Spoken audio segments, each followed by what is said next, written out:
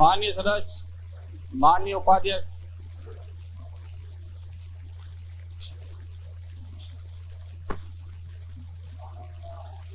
जयराम जी, जयराम जी तो बोले सुनिहाल। प्रश्न श्री मदन दिलावर, प्रश्न संख्या 56। बल्लेबाज खंड 1 जनवरी 1999 के पश्चात बिजली के दाम प्रति यूनिट वृद्धि, ट्रांसफार्मर किराया, पोल चार्जेज, मीटर किराया, सरचार्ज इत्यादि में की गई बढ़ोतरी का विवरण परिशिष्ट अ, ब, स व द पर सदन के पटल पर रख दिया गया है। खंड 2 विद्युत मंडल के विभाजन के बाद 19 जुलाई 2000 जयपुर, अजमेर व जोधपुर विद्युत वितरण निगमों को हुए अनुमानित घाटे का विवरण निम्न प्रकार से है। विद्युत वितरण निगमों को होने वाला अनुमानित घाटा करोड़ रुपयों में वर्ष 2000-2001 19 जुलाई 2000 से 31 मार्च 2001 तक Jaipur discom 310.16 crore, Ajmer discom 296.62 crore, Jodhpur discom 237.51 crore. वर्ष 2001-2002 अनुमानित समूचा वर्ष Jaipur discom 305.47 crore, Ajmer discom 345.89 crore, Jodhpur discom 393.54 crore.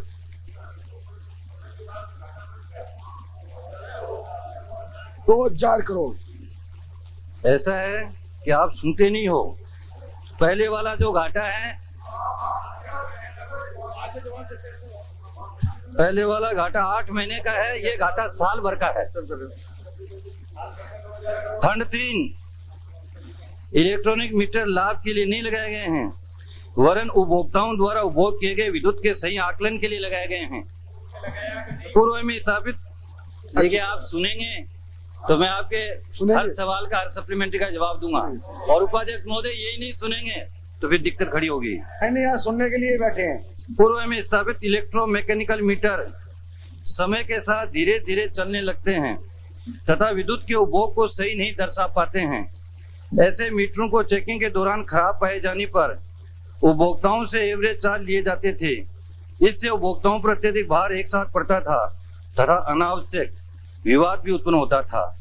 Electronic meter लगाने से उन विवादों में कमी आई है। इलेक्ट्रॉनिक मीटर राजस्थान में 1995 से ही खरीदे जा रहे हैं और विद्युत को मापने की दृष्टि से एकदम सही हैं, इसलिए इनकी खरीद अनावश्यक नहीं है। खंड 4 उपभोक्ताओं की अधिक बिल आने की शिकायतें इलेक्ट्रॉनिक मीटर लगाने के पूर्व में भी आती थी तथा इसके उपरांत भी प्राप्त होती रहती हैं। इलेक्ट्रॉनिक मीटरों के बारे में जनता में भ्रम की स्थिति पैदा न हो, इसके लिए माह अक्टूबर-नवंबर 2001 में जयपुर, जोधपुर तथा अजमेर में विशेष रूप से वितरण निगमों द्वारा इलेक्ट्रॉनिक मीटर टेस्टिंग के लिए जगह जगह कैंप लगाए गए। उपभोक्ताओं द्वारा प्रस्तुत शिकायतों का निस्तारण कैंप में ही किया गया। खंड 5 इलेक्ट्रॉनिक मीटरों में अधिक खपत की शिकायतें साधारणतः सही नहीं पाई गई। जिन मामलों में मीटर तेज चलते पाए गए उनके मीटरों को बदल दिया गया तथा उपभोक्ताओं से अधिक वसूल की गई बिल की राशि को आगामी बिलों में समायोजित कर दिया गया। इलेक्ट्रॉनिक मीटरों को फर्जी बताना सही नहीं है और इनके उपयोग से विद्युत का सही आकलन होता है। माननीय उपाध्यक्ष महोदय, मंत्री महोदय से जानना चाहता हूँ, जोर से बोल। कृपया मैं मंत्री महोदय से जानना चाहता हूँ कि यदि 200 यूनिट औसत कोई आदमी जलाता है घरेलू बिजली कनेक्शन में, कृषि बिजली कनेक्शन में, कमर्शियल बिजली कनेक्शन में, तो औसत सारे खर्चे जोड़ने के बाद 1 यूनिट का कितना खर्चा आता है, जिसमें सारे चार्जेस जोड़ दें तो कितना खर्चा पड़ता है। दूसरा है मेरा कि जो इलेक्ट्रॉनिक मीटर के बारे में आपने कहा है, ये कौन से देश के बने हुए हैं तथा कौन कौन से देशों में इलेक्ट्रॉनिक मीटर लगाए गए हैं? क्या अमेरिका में भी इलेक्ट्रॉनिक मीटर लगाए गए हैं? क्या ये सही है? क्या ऑर्डर प्लीज। माननीय सदस्य, मुझे बोलने दो। माननीय सदस्य, क्या बहुत इंपॉर्टेंट क्वेश्चन है, थोड़ा क्या राजस्थान प्रदेश के अलावा ऑर्डर रखिए थोड़ा। तो राजस्थान प्रदेश के अलावा हमारे देश के अन्य प्रदेशों में भी इलेक्ट्रॉनिक मीटर लगे हुए हैं? यदि हाँ, तो कौन कौन से प्रदेशों में? क्या इलेक्ट्रॉनिक मीटर पॉपुलेशन, आर्द्रता को तापक्रम के साथ भी वेरी करते हैं? क्या ये सही है?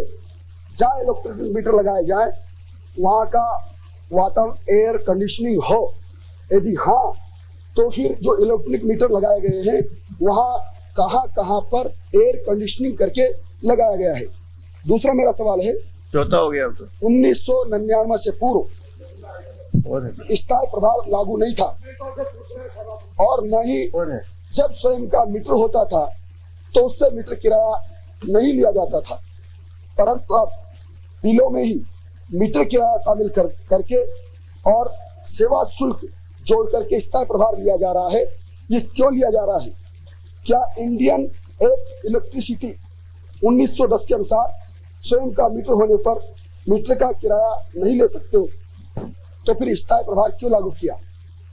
मान्य, एक मिनट, दो और मान्य सदस्य प्रश्न करता है। नहीं, एक आप पहले पूछ लें, इनका जवाब आने दें।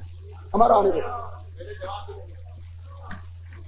सप्लीमेंट्री तो बात की बात, आज तो 2 और बैठे हैं। उपाध्यक्ष महोदय, अलाउड। हाँ, सब जरूर पूछो सर। उपाध्यक्ष महोदय, माननीय सदस्य ने डोमेस्टिक कैटेगरी में और एग्रीकल्चर कैटेगरी में फिक्स चार्ज और एनर्जी चार्ज दोनों को जोड़ करके प्रति यूनिट दर की बात उठाई है। उपाध्यक्ष महोदय, सन 2001 में रेगुलेटरी कमीशन की स्थापना के बाद में जो टेरिफ का रिवीजन हुआ है उसमें फिक्स चार्ज और एनर्जी चार्जेस अलग अलग लिए जाते हैं। इसके पहले भी विद्युत मंडल के समय और कंपनियों के समय में fix service charge, meter rent और फ्यूल सरचार्ज अलग अलग कैटेगरी में लिए जाते रहे।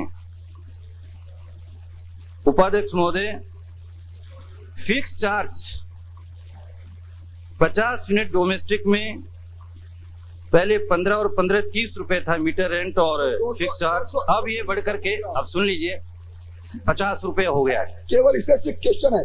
हाँ, यदि 200 यूनिट जलाते हैं तो पर यूनिट कितना आता है? आप सुनिए, आप सुनिए, आप बीच में बोलेंगे आप। उपाध्यक्ष महोदय, हम ये जानना चाहते हैं क्यों लिया जाता है, कारण तो बताइए। मैं उसी पर आ रहा हूँ उपाध्यक्ष महोदय, लॉजिक बताइए। मैं उसी के जवाब पर आ रहा हूँ।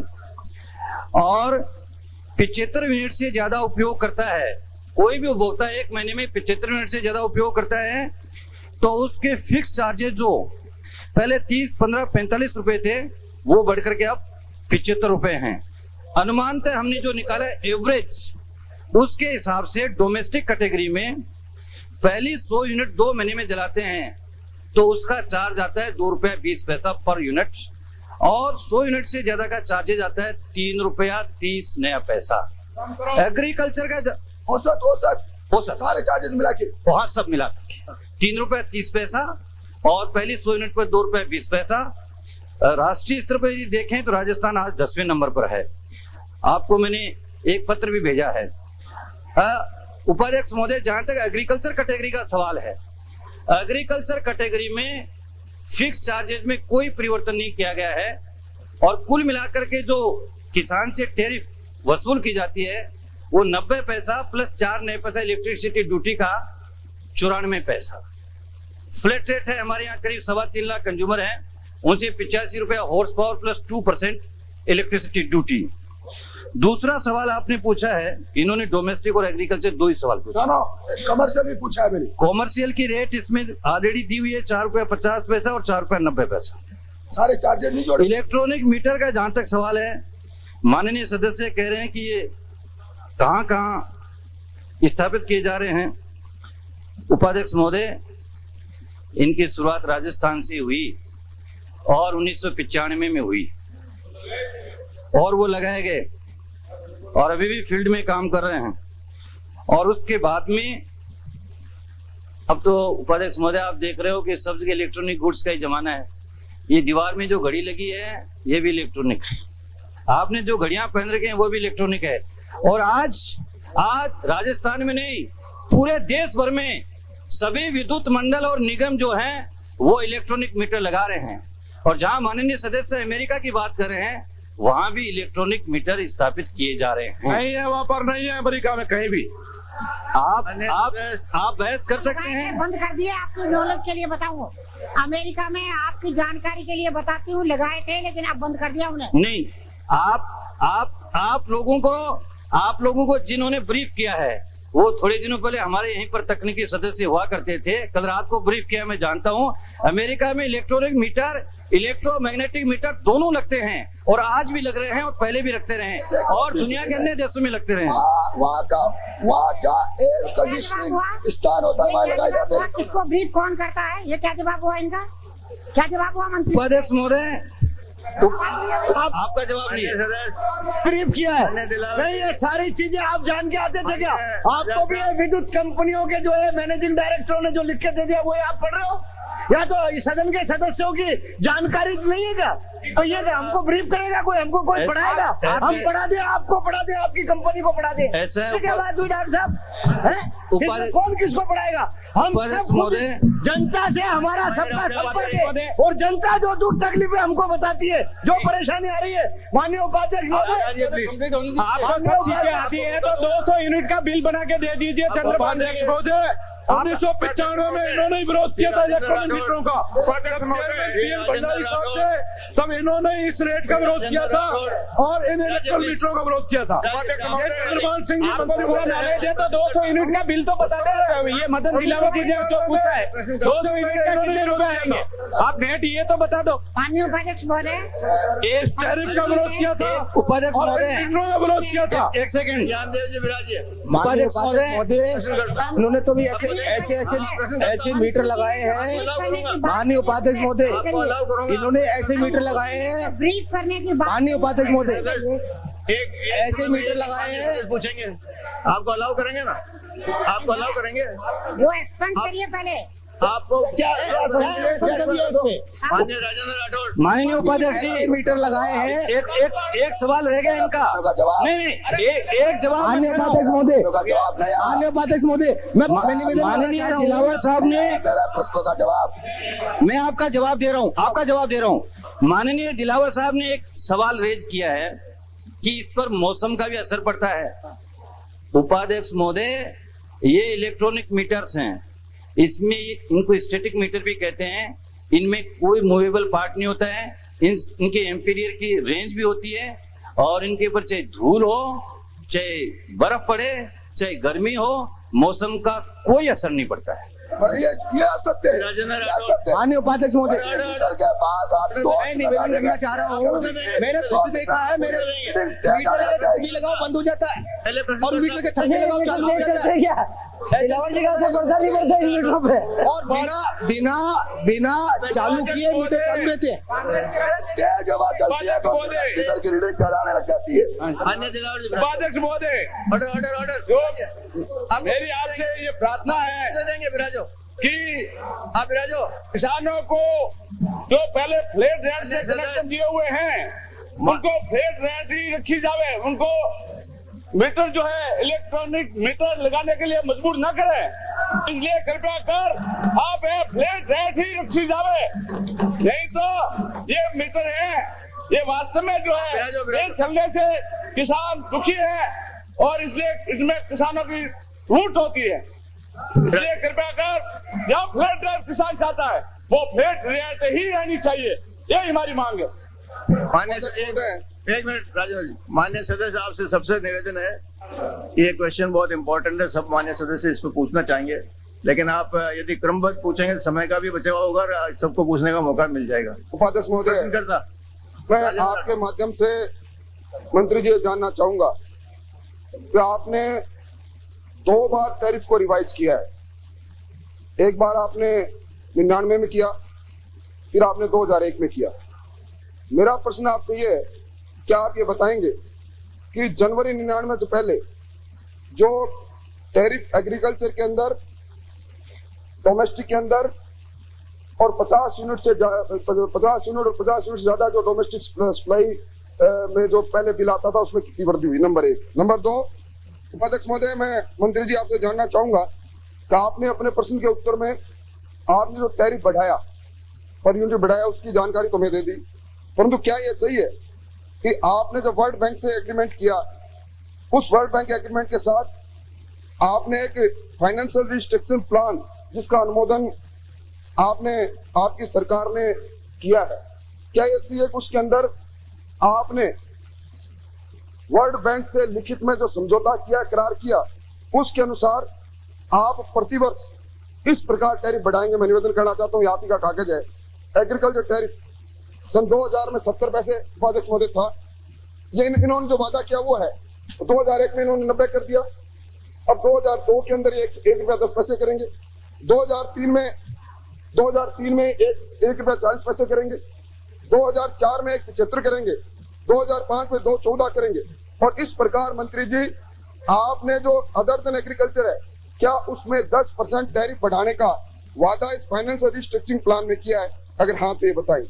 नंबर 2, मेरा आपसे सवाल है, आपने अपने सवाल के जवाब में कहा कि 2001, 2000 और 2001 में आपकी तीनों विद्युत कंपनियों को घाटा 844 करोड़ था और जो बढ़कर हो गया 1044।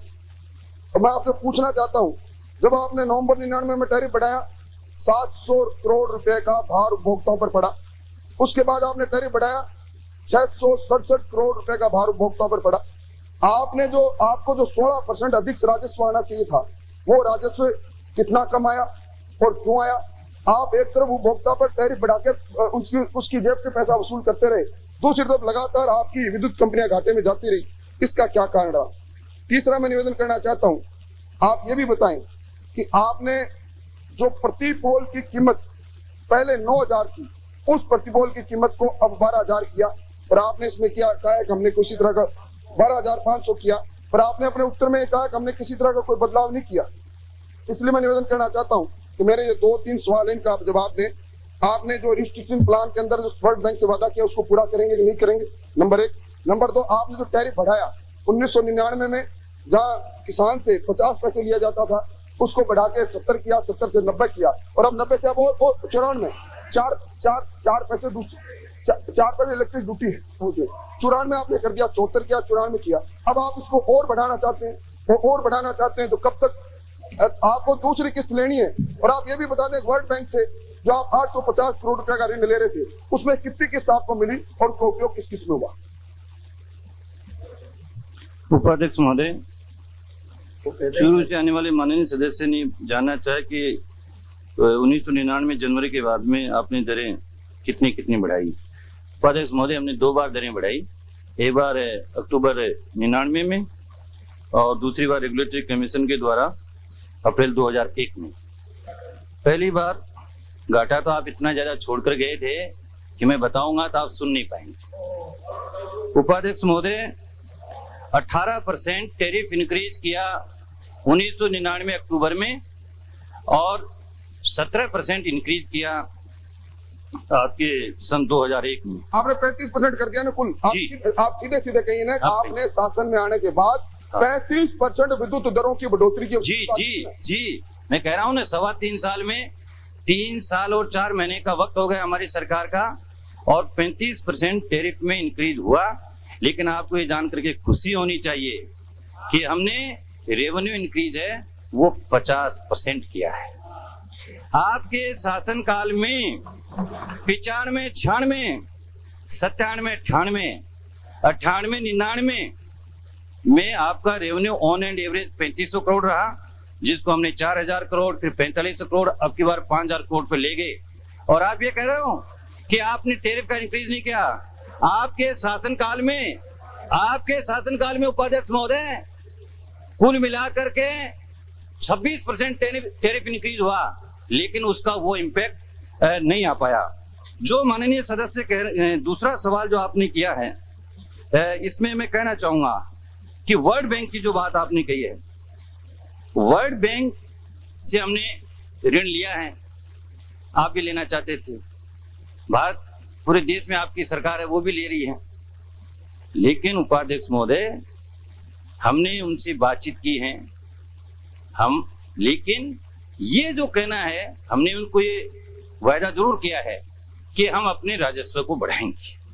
निश्चित रूप से कोई भी लोन देगा आपको, आप भी किसी से लोन लेंगे तो अपने रिटर्न की चिंता करेगा, लेकिन हमने केवल उनका लोन लेने के साथ एक सेकंड मंत्री जी आपको टोकना नहीं चाहता पर क्षमा चाहूंगा। 21 मार्च 2000 को जिस फाइनेंशियल रिस्ट्रिक्शन प्रोग्राम को आपने अनुमोदित किया, उसके पैरा 2, 5, 4 के अंदर आपने स्लैब दी है और इसके अंदर आपने लिखा है कि ये बाध्यकारी है, ये बाइंडिंग है वर्ल्ड बैंक के साथ और राजस्थान आपकी कंपनियों के साथ और गवर्नमेंट के साथ। इसको आप पूरा इसकी पालन कराओगे, वरना नेक्स्ट किस्त आपको नहीं मिलेगी। आप क्यों तथ्य छुपाना चाहते हैं? अच्छा उपाध्यक्ष महोदय, हमको किस्त भी मिल गई और इस सदन में कह रहा हूं कि आगे की किस्त भी मिल रही है और 31 मार्च भी आने वाला है। अभी तक बिजली की कंपनियों ने टैरिफ रिवीजन के लिए कोई एप्लीकेशन नहीं लगाया है और न वर्ल्ड बैंक ने कोई पैसा देने से मना किया। आपने ये वादा किया है नहीं मंत्री जी, उपाध्यक्ष महोदय? वो आपकी राजनीतिक मजबूरी है कि आप ये सरकार आप निरंतर चार चुनावों को उपचुनाव को हारने के कारण आप इस बार अभी आपने इंक्रीज नहीं की है। अब आप अजमेर जीत रहे हैं, वो अब अक्टूबर तक देखते हैं, अक्टूबर, सितंबर, जून, जुलाई तक आप निश्चित रूप से करने वाले। ये आपका सवाल काल्पनिक है, इसका मैं जवाब नहीं दे पाऊंगा। मैं उपाध्यक्ष महोदय ये कहना चाहूंगा कि निश्चित रूप से हमें रेवेन्यू अपना इंक्रीज करना होगा। इसके लिए हमें अपने टीएनडी लॉसेज को घटाएंगे, जो हमने करीब 5% घटा करके हमने रेवेन्यू इंक्रीज किया है। माननीय सदस्य ने ये बात कही है एग्रीकल्चर के लिए कि आप 50 पैसे से 70 पैसा और 70 से 90 और 90 से 1.10 से 1.40 की बात कही है। उपाध्यक्ष महोदय 10% ओके, नहीं ठीक है। आपने क्या रखी है? उपाध्यक्ष महोदय, हमारी सरकार को तो 3.25 साल हो गया और हमने टैरिफ इंक्रीज की है, निश्चित रूप से की है। एग्रीकल्चर में, डोमेस्टिक में इन्होंने आज जो इंडस्ट्री की जो स्थिति खराब है, इन्होंने इंडस्ट्री में बहुत टैरिफ इंक्रीज की कि आज इंडस्ट्री में कंजम्पशन बढ़ नहीं रहा है क्योंकि बहुत महंगी बिजली हो गई शुरू से। मैं कहना चाहूंगा एग्रीकल्चर का जहां तक सवाल है, 37 पैसे जो थे उनको 51 पैसे तो आप ही नहीं किया था, ये कहना चाहूंगा। निश्चित रूप से हमने 51 पैसे को 94 पैसा किया है, मैं इसके लिए कोई मना नहीं करता, लेकिन आपसे एक बात मैं कहना चाहूंगा। आज उपाध्यक्ष महोदय, देश में सरकार किनकी है? भारतीय जनता पार्टी के नेतृत्व में सरकार है। क्यों इनके सुनिए, आप सुनिए, 37 पैसे से 51 पैसा कितने वर्षों में बढ़ा? 37 पैसे से 51 पैसा कितने वर्षों में बढ़ा, ये भी बता दो आप।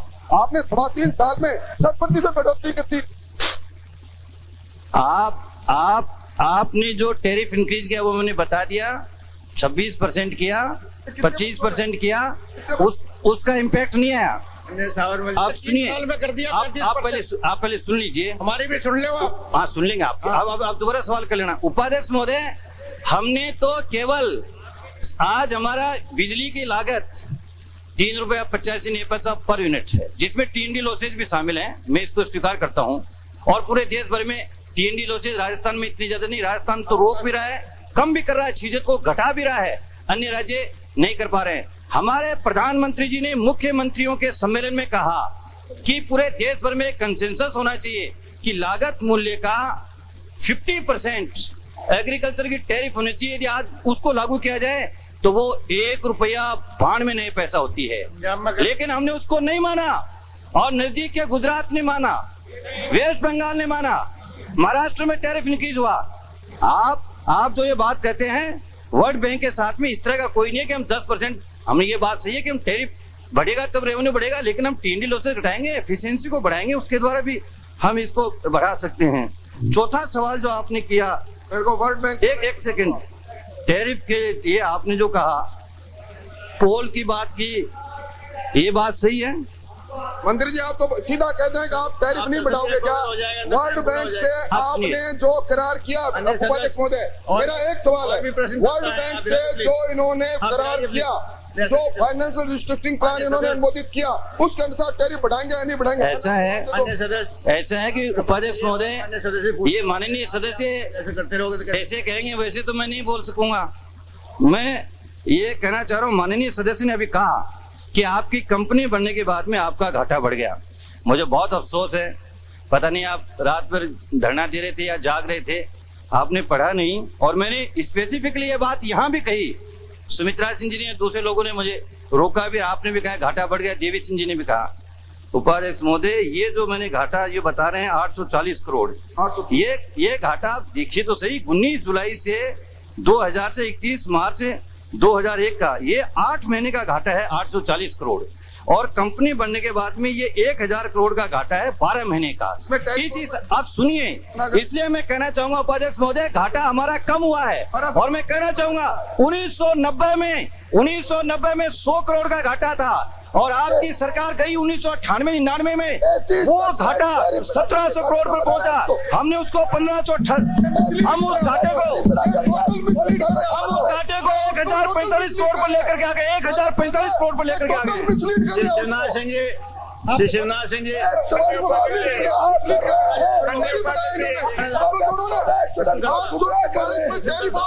माननीय उपाध्यक्ष, शिवनाथ सिंह जी, माननीय उपाध्यक्ष, ऑर्डर माननीय उपाध्यक्ष, मेरा सवाल का जवाब उपाध्यक्ष महोदय, मेरा एक ही सवाल है कि जो करार किया उसके अनुसार आप टैरिफ रिवाइज करोगे कि नहीं बढ़ाओगे कि नहीं?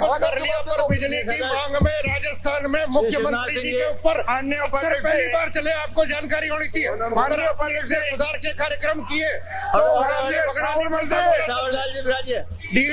मोला से मुख्यमंत्री जी को पकड़ा नहीं पड़ता अगर आपने इतने सुधार कर दिए होते। माननीय उपाध्यक्ष बात कर रहे हो आप, माननीय शिवनाथ सिंह जी, मेड़ता में कुछ नहीं है, आप बैठिए, अधिकारी पूरे नहीं, आप बैठिए। मेड़ता मुख्यमंत्री जी ने खुद ने कहा हाथ में कुछ नहीं, रेट बढ़ा, आप सुनिए, आप सुनिए, सदन को गुमराह कर रहे हैं। आप सुनिए, आप कुछ नहीं कर सकते मंत्री महोदय जब तक नियामक आयोग कार्रवाई नहीं करेगा। सही कह रहे हैं आप, फिर काय के लिए खड़े होकर जवाब दे रहे हो? सुनिए ना, तो फिर आप काय को पूछ रहे हो? माननीय मंत्री, उपाध्यक्ष महोदय, उपाध्यक्ष महोदय, जो माननीय सदस्य कह रहे हैं टैरिफ रिवीजन करने का अधिकार रेगुलेटरी कमीशन को है, ये एक निरंतर प्रक्रिया है। और जहाँ तक मुख्यमंत्री जी का कह रहे हैं, मुख्यमंत्री जी का मेड़ता में 400 गए में इतना शानदार स्वागत हुआ जो आज तक नागौर में किसी मुख्यमंत्री का नहीं हुआ। 20,000 की जनता का विशाल कृषि सम्मेलन था जिसमें मुख्यमंत्री जी का स्वागत हुआ।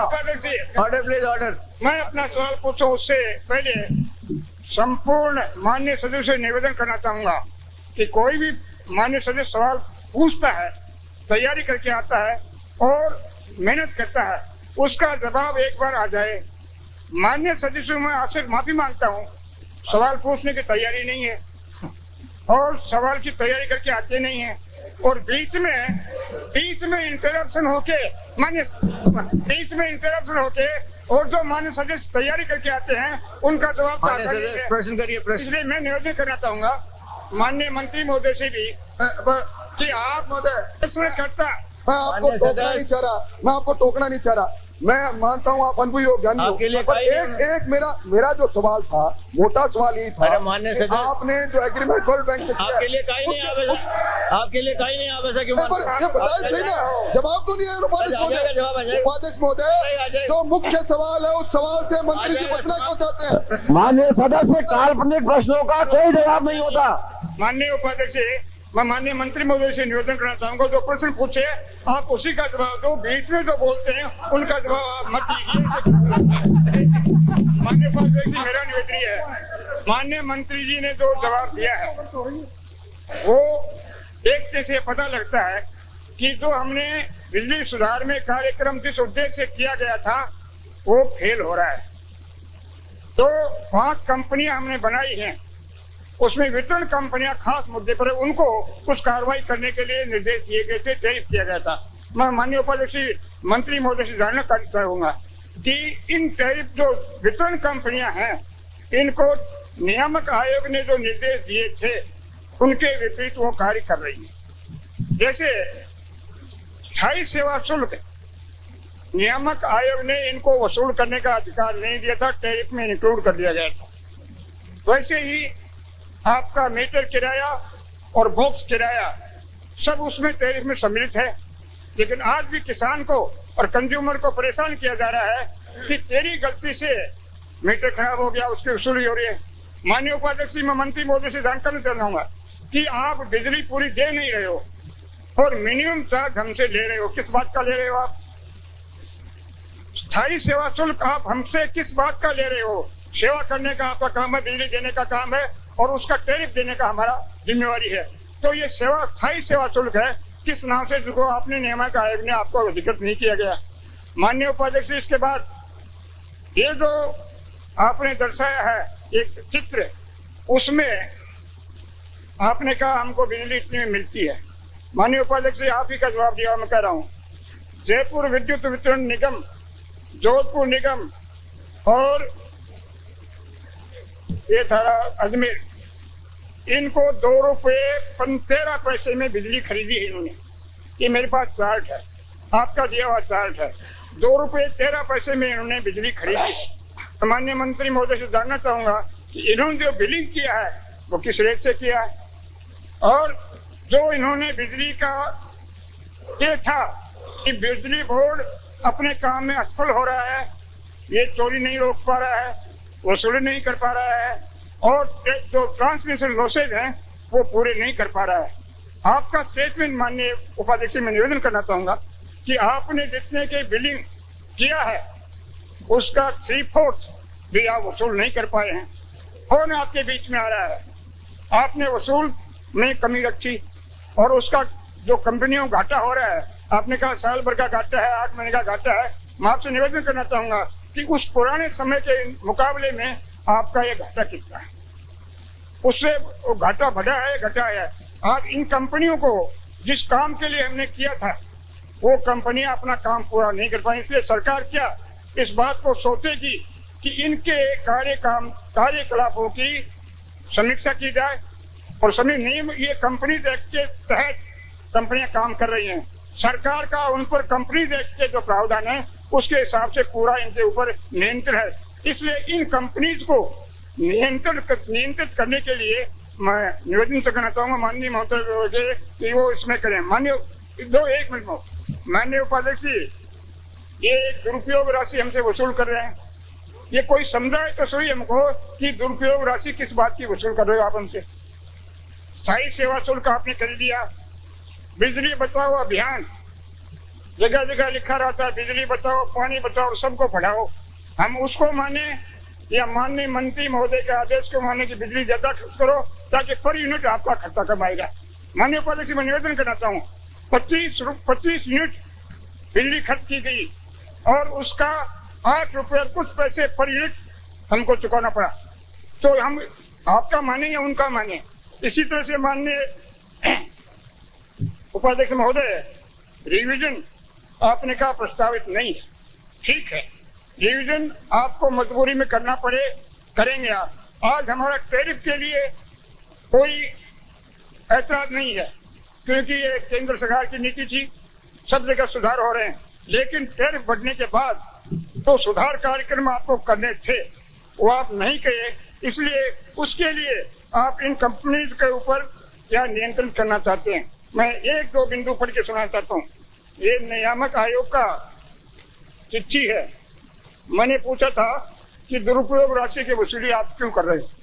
इनका जवाब है इस बारे में निगमों ने बताया है कि राशि विद्युत आपूर्ति की सामान्य शर्त के प्रावधान के अनुसार की जा रही है। सामान्य शर्त तो आप कुछ भी कर सकते हो, लेकिन बाद में कहते आयोग का इस बारे में विचार है कि विद्युत आपूर्ति की सामान्य शर्तें का प्रारूप आयोग के पास विचाराधीन है, वह शीघ्र ही इस पर निर्णय कर लिया जाएगा। इसका मतलब आयोग ने अभी तक इस मामले में कोई निर्णय नहीं दिया है, लेकिन वो वसूल कर रहे हैं।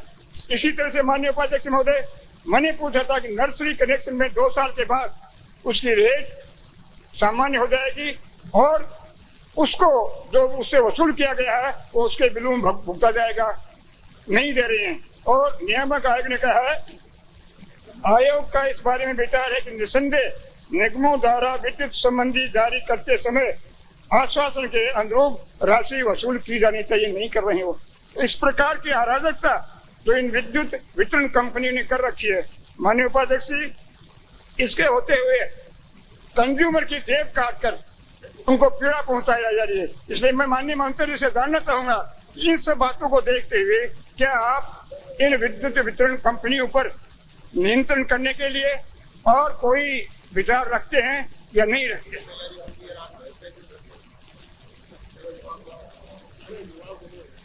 उपाध्यक्ष महोदय, माननीय सदस्य का ये कहना तो मुझे सही नहीं लग रहा है कि पावर सेक्टर रिफॉर्म्स फेल हो गए। पूरे देश भर में तो ये मानकर चला जा रहा है कि राजस्थान में पावर सेक्टर रिफॉर्म सफल हो रहे हैं। उपाध्यक्ष महोदय, माननीय सदस्य ने ये कहा कि स्थायी शुल्क, मीटर रेंट और फ्यूल सरचार्ज, इन सबको टैरिफ में, नई टैरिफ में शामिल कर दिया गया। ऐसा नहीं है उपाध्यक्ष महोदय, जैसा मैंने शुरू में निवेदन किया, अब 2 पार्ट टैरिफ है, एक एनर्जी चार्ज है, एक फिक्स चार्ज है। हाँ, ये बात सही है कि फ्यूल सरचार्ज जो है उसको नई टैरिफ के अंदर मर्ज कर दिया गया है। जहां तक माननीय सदस्य कह रहे हैं कि स्थायी शुल्क, सेवा शुल्क लेना और ये मीटर रेंट लेना और फिक्स चार्ज लेना, ये इसकी क्या जरूरत है? उपाध्यक्ष महोदय, ये व्यवस्था कोई राजस्थान में अकेली तो है नहीं, ये पूरे देश भर में है। और मैं माननीय सदस्य को एक उदाहरण देके बताना चाहूंगा कि इतना बड़ा सिस्टम खड़ा होता है।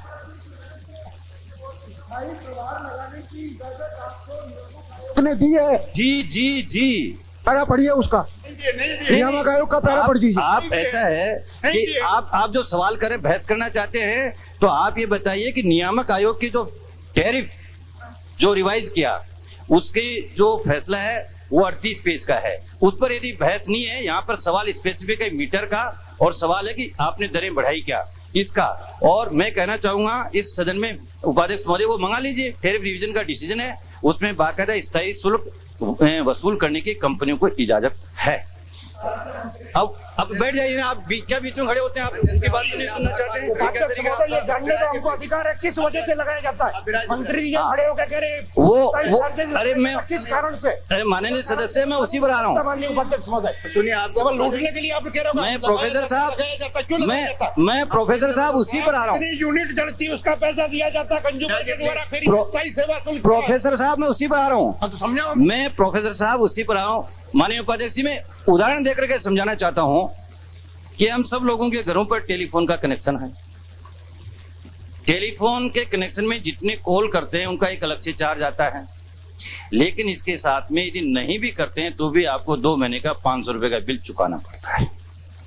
उपाध्यक्ष महोदय, इतना बड़ा सिस्टम खड़ा होता है, ट्रांसफॉर्मर है, कैपेसिटर है, लाइन है, पोल है, सिस्टम है, सेवाएं हैं, इनके लिए 50 रुपए महीने का लेना। सुनने के काम तो आता है, हम अगर करें नहीं फोन तो सुनने के काम तो आता है, इसलिए उसका किराया वो तो। ये आप क्या उदाहरण दे रहे हो? दोनों तो बहुत इर्रिलेवेंट। ये बिजली कनेक्शन नहीं चलाएंगे तो बिजली काम क्या आएगी? टेलीफोन करेंगे नहीं तो टेलीफोन सुनने का काम तो आता है, तो उसका किराया वो तो। इसलिए आपका ये उदाहरण जस्टिफाइड नहीं है डॉक्टर साहब। ये उपाध्यक्ष महोदय 150 कॉल फ्री है। उपाध्यक्ष महोदय, ये 150 कॉल फ्री है, और उसके बाद ये हम कॉल करते हैं, चार्ज ये 80 पैसे है, ये 1 रुपया, फिर 1 रुपया 20 पैसा है, जिसकी जगह आप मिनिमम चार्ज दे रहे हो। आप किसी की सुनते तो हो नहीं, आप तो खुदा के बादशाह बने हुए हो, आप तो किसी की बात आपके समझ में आती नहीं है, आप सब उल्टे उल्टे काम करते जा रहे हो, सबको मरवा रहे हो, कैसे जोड़ रहे हो? उपाध्यक्ष महोदय, टेलीफोन का उदाहरण क्या बात करते हैं? टेलीफोन का मालूम है 250 कॉल पे 80 पैसे लगते हैं, उसके बाद में 1 रुपया लगता है, और जिसकी जगह आप मिनिमम चार्जेस ले रहे हो। बिजली आपके पास देने को है नहीं, फिर भी आप मिनिमम चार्जेस ठोक रहे हो। उपाध्यक्ष महोदय, कह रहे हैं 8 रुपए पैसे कैसे बढ़ रही है? उपाध्यक्ष महोदय, नहीं जलाई, हमको पैसे नहीं बढ़ रहे। माननीय सदस्य, ये बिजली बचत करने के लिए तरीका है। अध्यक्ष महोदय, कैसे होगी बिजली बचत? इसलिए होगी कि आप कम बिजली चलाओगे, आपको कम चार्जेस देने पड़ेंगे, आपकी टैरिफ कम रहेगी। आप ज्यादा बिजली चलाओगे तो आपको टैरिफ आपकी हाई लगेगी। ये होता है बिजली बचत करने का। आप तो उल्टे ही चल रहे हो, सब काम ही उल्टे कर रहे हो। बात कड़वी लगी क्या? कोई बात समझ नहीं आती है। राजीव, एक मिनट राजीव, ये मरेंगे, राजीव, मरेंगे।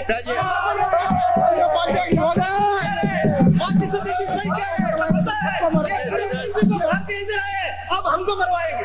Very good. मान्य सदस्य, एक मिनट। माननीय उपाध्यक्ष महोदय, अभिराज जी, उपाध्यक्ष महोदय, सदस्य अंतरात्मा बोल रही है, अंतरात्मा बोल रही है, अब चुप नहीं रहिए। बिल्कुल सही है। अभिराज जी, प्लीज आप बैठिए। सुना क्या? विराज, एक मिनट विराज, आप विराज जी, सुनने का भी काम आता है। एक मिनट आप विराज। 150 कॉल फ्री है, मालूम है ये आपको? तथ्यों को तोड़ मरोड़ करके प्रदर्शित कर रहे हैं।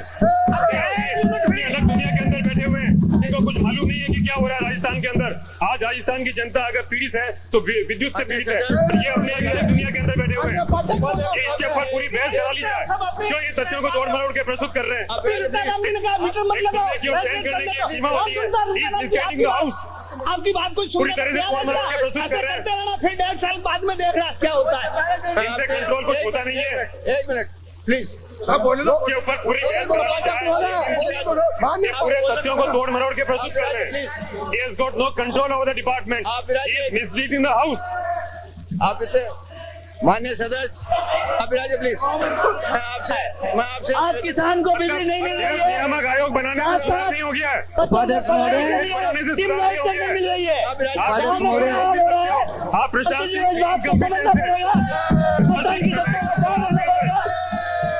ऐसे भाव नहीं सिर्फ रेट बढ़ाने से कुछ नहीं होता है। उपाध्यक्ष महोदय, बढ़ा दी आपने। गाँव के अंदर बिजली नहीं पा रहे, हाल खराब शहरों हो के रहा अंदर है। बिजली दे रहे हैं। तो बनने वाले बच्चे गाँव के अंदर क्या हाल हो रहा है? क्यों नहीं गाँव के अंदर बिजली देते? उपाध्यक्ष महोदय, गाँव के अंदर बिजली उपाध्यक्ष महोदय, के अंदर क्यों नहीं बिजली देते हैं? ज्यादा लोगों से वसूल करके लाओ। सेल्फ प्रेस के अंदर लगे हुए हैं और कुछ लोग यहाँ पर उनको चढ़ाए जा रहे हैं। हुआ था, ज्यादा ऑपरेशन करेगा, उसको तोहफा मिलेगा। ये तोहफा के ऊपर पूरे दिन की बहस कराई जाए और कोई और प्रश्न ले लीजिए। ये पूरी तरह से डिस्टॉर्टेड फैक्ट्स यहाँ पे प्रस्तुत कर रहे हैं। मान्य सदस्य, मेरा उपाध्यक्ष महोदय, को स्थगित करके कृपया करके पूरे दिन की बहस कराई जाए। उपाध्यक्ष महोदय, इसके अंदर कोई सार नहीं है। दूसरा और प्रश्न ले लीजिए कि गलत पे गलत तथ्य दिए जा रहे हैं यहाँ पर। प्लीज विराजन आप उपाध्यक्ष महोदय, सदस्य, एक मिनट। उपाध्यक्ष महोदय, मैं इस सदन को कोई गलत तथ्य नहीं दे रहा हूँ। आप प्रिविलेज ला सकते हैं मेरे खिलाफ, यदि मैं कोई गलत तथ्य दे रहा हूँ।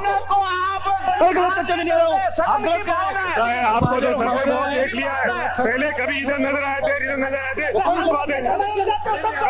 हाउस शर्म आनी चाहिए आपको, शर्म आनी चाहिए। क्यों मिसलीड कर रहे हो आप? मैं यहाँ पर जो भी रिप्लाई दे रहा हूँ तथ्यों के आधार पर दे रहा हूँ। गलत बता रहे हो यहाँ पे। राजस्थान का सही पिक्चर मालूम नहीं है आपको? राजस्थान के ग्रामीण क्षेत्र में क्या हालत हो रखी है? सही पिक्चर तो देते नहीं हो। अपने मुंह मियाँ मिट्टी बन रहे हो, अपने मुंह मियाँ मिट्टी बनने की कोशिश कर रहे हो। मान्य सदस्य, हमने ये कर दिया, हमने वो कर दिया, हमने ये कर दिया, बच्चा भी कर दिया। टेलीफोन वाली मिसाल तो मान्य सदस्य, टेलीफोन वाली मिसाल तो गलत दे दी मंत्री महोदय ने। टेलीफोन वालों ने कहीं टेलीफोन का विभाग का बिल है, करना चाहे ज्यादा से ज्यादा कंजम्पशन होता है, कम चार्जेस होते हैं। मिनिमम चार्जेस अब क्या कर रहे हो? आप टेलीफोन नहीं करेंगे तो मिनिमम चार्ज लेंगे। उपाध्यक्ष महोदय, उपाध्यक्ष महोदय, उपाध्यक्ष महोदय, इलेक्ट्रॉनिक मीटर का इन्होंने विरोध किया था। मैं शिवनाथ सिंह जी के सवाल का जवाब दे रहा था। आप दे देना जवाब। उपाध्यक्ष महोदय, ये पत्र दिया है, ये पत्र दिया। देख, ये चंद्रपाल जी ने अभी कहा है कि झूठे आंकड़े हो, तो मैं झूठे आंकड़े बता रहा हूँ उनका। उनके झूठे आंकड़े तो सुन लो। ये लेटर है इनका। Order order order order order. मान्य सदस्य, यही खड़े होकर लग जाएंगे। ये भी है, इसलिए आपकी मजबूरी है, आपको कोई दोष नहीं देते। उपाध्यक्ष महोदय, आपके काम में उपाध्यक्ष महोदय, मैं ये कहना चाहूंगा कि हमारी पहली सरकार है जो गांव में कम बिजली आती है, गांव की बिजली की दरों में 10% की रिबेट दी हमारी सरकार ने। गाँव में और हमारी सरकार ने बिजली दे दी है।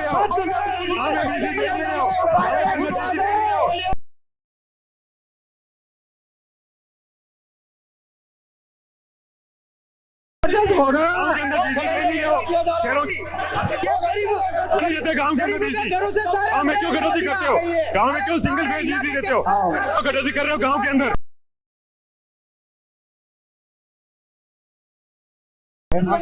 उपाध्यक्ष महोदय, मैं ये भी कहना चाहूंगा कि पहले 100 यूनिट के ऊपर एनर्जी चार्जेस कम है और जो कम किलोवाट के कनेक्शन उनका एनर्जी चार्जेस कम है। और दूसरी बात जो इन्होंने माननीय सदस्य ने कही घाटे की बात, हमने घाटे को कम किया है। 100 करोड़ रुपए का घाटा था 1990 में, तो इनके कार्यकाल में 1700 करोड़ हो गया। आज हमने उसको 1100 करोड़ में लिया है। माननीय पाठक महोदय, आपको धन्यवाद देना चाहिए, माननीय पाठक आपको महोदय, धन्यवाद देना चाहिए। ये आपके कांग्रेस घोषणा कम हो रहे हैं, आपके कांग्रेस के घोषणा नहीं बढ़ाएंगे। आपने 1995 में इलेक्ट्रॉनिक मीटर का विरोध किया था। धन्यवाद तो आप ट्रेजरी बेंचेस से ले लीजिए, हम तो संतुष्ट हैं। आपके तो ले लो। मुझे तो धन्यवाद राजस्थान की जनता दे रही है। कोई आंदोलन नहीं हुआ, कोई आंदोलन नहीं हुआ। पूरे 6 महीने तक लगातार किसानों को 7 घंटा बिजली दी गई, लगातार किसानों को 7 घंटा और ग्रामीण में कितनी बिजली दी गई। गांव के अंदर बिजली दे, गांव के अंदर श्रीमान जी गाँव में बिजली हो रही है। आपके खुद के विधानसभा क्षेत्र में बिजली हो रही है। राजस्थान में 1200 और नजर आओगे अगली बार उत्पादन बढ़ रहा है। आप बातें करते हैं, बातें करते हैं, क्या बातें करते हैं? सिंह जी, गांव के अंदर बिजली नहीं है कभी। श्रीमती सुमित्रा सिंह जी, श्रीमती सुमित्रा सिंह जी, में डोमेस्टिक कनेक्शन वाले बिना बिजली सुमित्रा सिंह जी, दे रहे हैं विभाग को। कोई बिजली रात को नहीं मिलती, सब बच्चे पढ़ने के लिए रो रहे हैं। रात को गाँव में बिजली नहीं मिलती है। उपाध्यक्ष महोदय, पीक आवर्स के अंदर आप जानते हो कि हाइडल का जनरेशन कम है, इसलिए पीक आवर्स में थोड़ी दिक्कत रहती है। फिर भी हमारी पूरी कोशिश रहती है कि गांव में शाम को 7 बजे से लेकर 11 बजे तक बिजली मिले। हमारी पूरी कोशिश रहती है और बिजली मिलती है।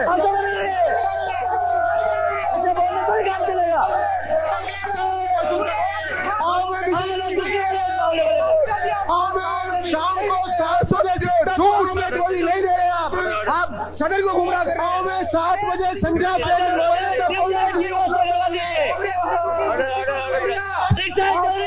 गाँव में दूसरा मुश्किल हो रहा है।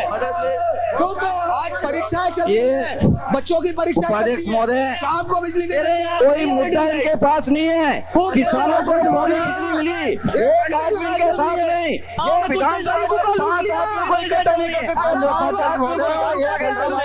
बिजली के सप्लाई को सवाल को लेकर के और मैं दावे के साथ में कहता हूँ, इस सरकार के कार्यकाल में राजस्थान ऊर्जा की दृष्टि से आत्मनिर्भर राज्य होगा। अपने आपको सहन नहीं हो रहा है। सबसे बड़ी दिक्कत आपको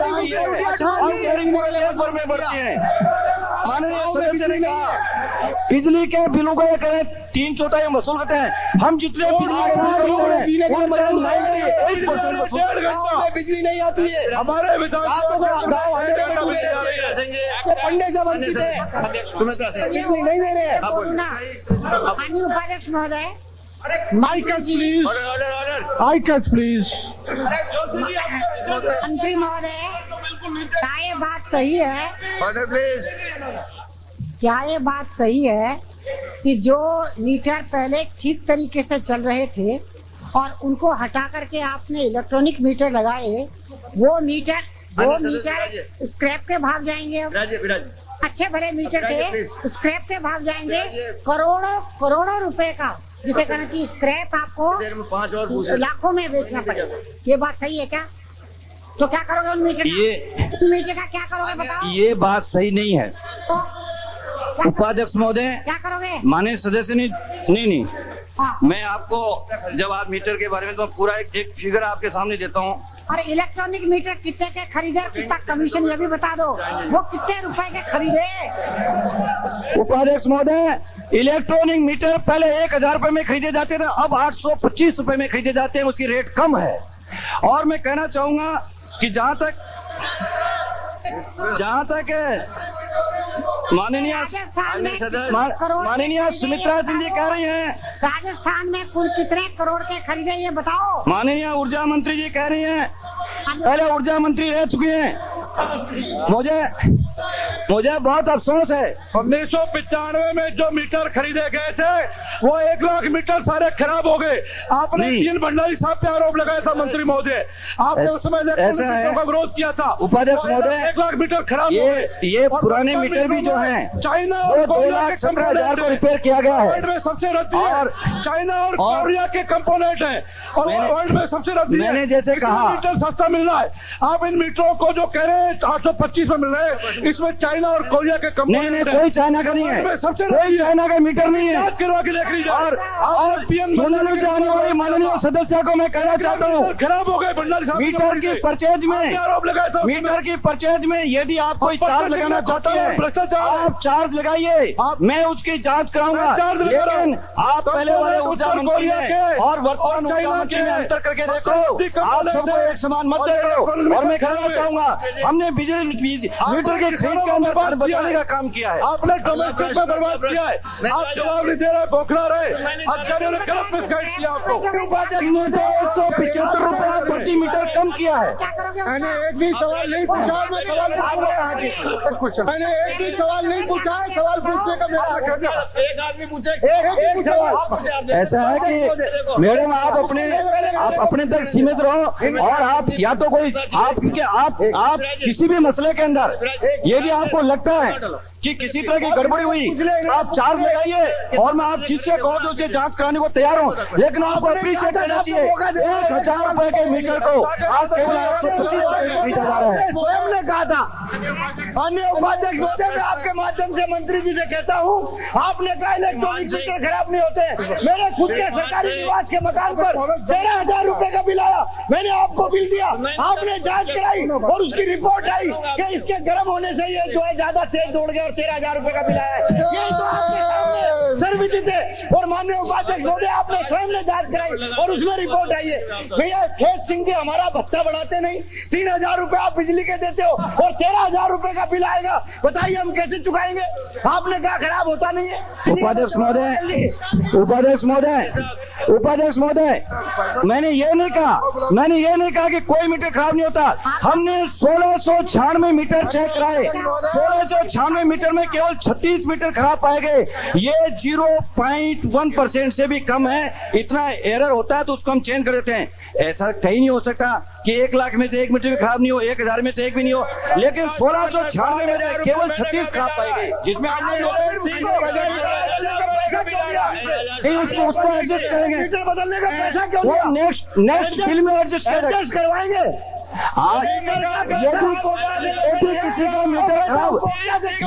यदि किसी का मीटर खराब होगा तो उसके रिप्लेसमेंट का कोई चार्ज नहीं लिया जाएगा। माननीय उपाध्यक्ष महोदय, मैं माननीय आपके माध्यम से माननीय मंत्री मैं पूछना चाहता हूँ 1995 मीटर का से पूछना चाहता हूँ, कांग्रेस ने अपने घोषणा पत्र में राजस्थान की किसान और मजदूर जनता को यह विश्वास दिलाया था कि हम बिजली की कीमतें नहीं बढ़ाएंगे और हम जितने हाउस पावर आप लेंगे उतने खंबे फ्री देंगे। मैं पूछना चाहता हूँ उस घोषणा पत्र पर अमल क्यों नहीं हो रहा? दूसरा, मैं आपके माध्यम से माननीय मंत्री महोदय से निवेदन करना चाहता हूँ, भीलवाड़ा और मेवाड़ में आज कुओं में पानी नहीं है और आप ऐसी हालत में उनसे जो मिनिमम चार्ज ले रहे हैं, किसान के रोज कनेक्शन कट रहे हैं, वो मिनिमम चार्ज देने की हैसियत में नहीं है। आप जब भीलवाड़ा में आए थे तब आपने अधिकारियों को और जनप्रतिनिधियों के साथ मीटिंग लेकर के ये विश्वास दिलाया था कि मैं यहाँ पर जितनी बिजली जलेगी उतना पैसा लेने के आदेश भेज दूंगा। अभी तक वो आदेश नहीं आए। दूसरा, माननीय मंत्री महोदय, आपसे निवेदन करना चाहता हूं, आपने कहा था गए साल की तरह से जिन कुओं में पानी नहीं है उन काश्तकारों को कनेक्शन कटाने की छूट मिलेगी और जब पानी आएगा जब लगाने की वापस इजाजत मिलेगी। इसका क्या हुआ, मैं आपसे पूछना चाहता हूं। उपाध्यक्ष महोदय, कांग्रेस के घोषणा पत्र में ये कहीं नहीं लिखा है कि बिजली की दरें कभी नहीं बढ़ेंगी। दूसरी बात जो आपने उठाई है खंभों पर सब्सिडी की, ये बात सही है। खंभों पर सब्सिडी पहले मिलती थी और आज भी मिल रही है। हमारी सरकार आई तब 3,000 रुपए पर पोल ये 8 खंभों पर थी। ये बात सही है कि हमने उस 3,000 को 3,500 किया है, लेकिन 11,000 8 पोल के बाद में लिया जाता है। जहां तक कुएं में पानी का सवाल है, यदि कुएं में पानी सूख जाता है तो हम उसको इजाजत देते हैं और इस इजाजत को हम आगे भी जारी रखेंगे कि 6 महीने तक किसान अपना कनेक्शन कटवा सकता है, उससे कोई चार्ज नहीं लिया जाएगा। यही हम आपसे चाहते हैं। और नहीं मिल रही इजाजत नहीं मिल रही, इसीलिए कनेक्शन कट रहे हैं। वो रियायत उपाध्यक्ष महोदय, एक सेकंड, वो रियायत एक सेकंड, आप इनकी बात, वो रियायत वो जो 6 महीने की जो रियायत है, वो 6 महीने की जो रियायत है, हाँ, उस रियायत को हम जारी रखेंगे। और मैं आपसे कहना चाहूंगा, आप निश्चिंत रहिए, इलेक्ट्रिक पावर के कारण कांग्रेस की पॉलिटिकल पावर कमजोर नहीं हो रहा है, बल्कि मजबूत हो रही है।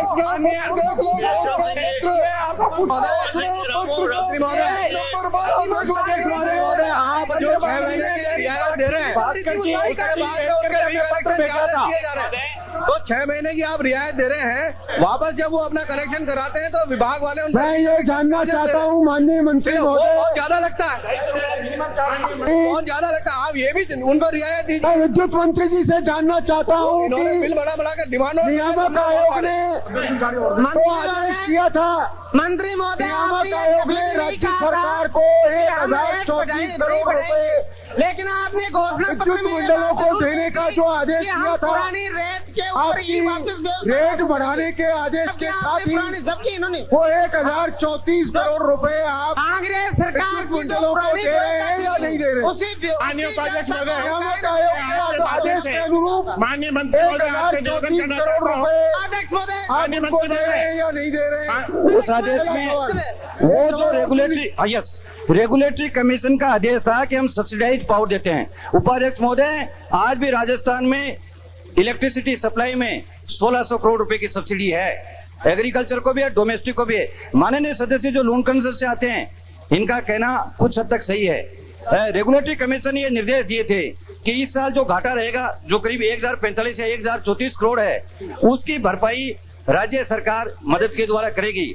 लेकिन उसके साथ में यह भी ऑप्शन दिया था कि राज्य सरकार की वित्तीय स्थिति खराब हो तो वो सरकार ये 1045 करोड़ रुपया मार्केट से बोरो करने, लोन लेने की जो इजाजत है वो बिजली की कंपनियों को देगी, और उसका जो इंटरेस्ट है उसको राज्य सरकार को सहन करना चाहिए पड़ेगा। ये इलेक्ट्रिसिटी जो रेगुलेटरी कमीशन का निर्देश था, आप जानते हो राज्य की जो वित्तीय स्थिति है उसमें अभी तक तो राज्य सरकार वो पैसा नहीं दे पाई है। लेकिन ये तो आप जानते हो कि इलेक्ट्रिसिटी कंपनियां जो लोन ले रही हैं उसकी गारंटी तो राजस्थान सरकार ही देती है। माननीय उपाध्यक्ष मैं आपके माध्यम से एक मिनट मैं आपके माध्यम से माननीय मंत्री महोदय से जो भी ये जानकारी प्राप्त करना चाहता हूँ। सारे माननीय सदस्यों का एक सा ही मन की पीड़ा है, क्योंकि क्षेत्र में जनता इस बात से इतनी दुखी है कि बार बार आपकी टैरिफ बढ़ाने के बाद भी, और टैरिफ के तरीके इतने अजीब बनाए हैं कि गांव का आदमी ये समझ नहीं सकता कि उसके 72 यूनिट जले तो उसको पैसा देना कितना है। मैं आज आपसे पूछना चाहता हूं, मेरे 210 यूनिट जले, मेरे को एक बिल बनाकर आप अभी यहाँ हाउस में रख दो कि ये 210 यूनिट का बिल ये होता है, तो मैं मान जाऊंगा कि आप वास्तव में विद्युत मंत्री हो। आपका डिपार्टमेंट किस किस तरह से चार्जेस लगाता है, गांव का आदमी कुछ भी समझ नहीं पाता है। इतना टिपिकल आपने अपना बिल बना दिया, उसके कारण से पैसे बढ़ाए। आप ये तो स्पष्ट करो भाई कि आपने इतनी टैरिफ बढ़ाई, में बढ़ोतरी हुई और इतना आपको घाटा उसके होता है, तो इस घाटे के नाम से जनता को कब तक डूबेंगे और लोगों को कब तक तबाह करेंगे। गाँव का आदमी और उसका बच्चा पढ़ने के लिए रोकना है। हम जब क्षेत्र में जाते हैं ना तो बच्चा आता है, बोर्ड की परीक्षा है और उसके समय में बंद हो जाती है, बच्चा पढ़ना आप आगे क्या है, मतलब पैसा लेना चाहो, माननीय कटारिया जी, चार्ज तो लेते हो, लेकिन 1 मिनट के लिए भी बिजली आप दे नहीं पाते हो। उस किसान को बिजली मिलती नहीं है। ऐसी हालत में राजस्थान को आपने मैं और मेरा दल किसान को 7 घंटा बिजली मिलती है। किसान को पूरी 6 से 7 घंटा बिजली किसानों को दी गई है इस वर्ष में। माननीय उपाध्यक्ष महोदय, किसानों को पूरी बिजली दी गई है, 6 से 7 घंटा रोजाना किसानों को बिजली दी गई है। उपाध्यक्ष महोदय, माननीय उपाध्यक्ष महोदय, बिजली नहीं मिलती थी। आपके माध्यम से दान मानना चाहिए। माननीय उपाध्यक्ष महोदय, अब ये बिलों में गलती है। आपके माध्यम से मंत्री महोदय से पूछना चाहता हूँ कि कंपनी के अधिकारी मानते तो है क्या आपकी बात? एक छोटी सी बात के लिए आप जयपुर में चेयरमैन को 4 बार कह चुके, कोई मानता तो है नहीं आपकी बात। और आप इनके जो है जिनका सपोर्ट करते हो यहाँ पर। नहीं, उपाध्यक्ष महोदय, बिलों का सिंप्लीफिकेशन कर दिया जाएगा और बिलों में कोई त्रुटि होगी तो कलेक्टर की अध्यक्षता वाली विजिलेंस कमेटी, जिसमें माननीय सदस्य जो हैं, विधायक और सांसद और जिला प्रमुख सभी सदस्य रहते हैं, उसके अंदर रख देंगे। वो कमेटी जो भी फैसला करेगी वो इलेक्ट्रिसिटी कंपनियों को मानना होगा। माननीय मंत्री जी ने बिजली संबंधी जितनी भी बातें कही राजस्थान, उपाध्यक्ष महोदय, किसान समाप्त, बहिष्कार करते हैं हम इसका। प्रश्नकाल समाप्त। प्लीज माननीय हफीज साहब, प्रश्नकाल समाप्त।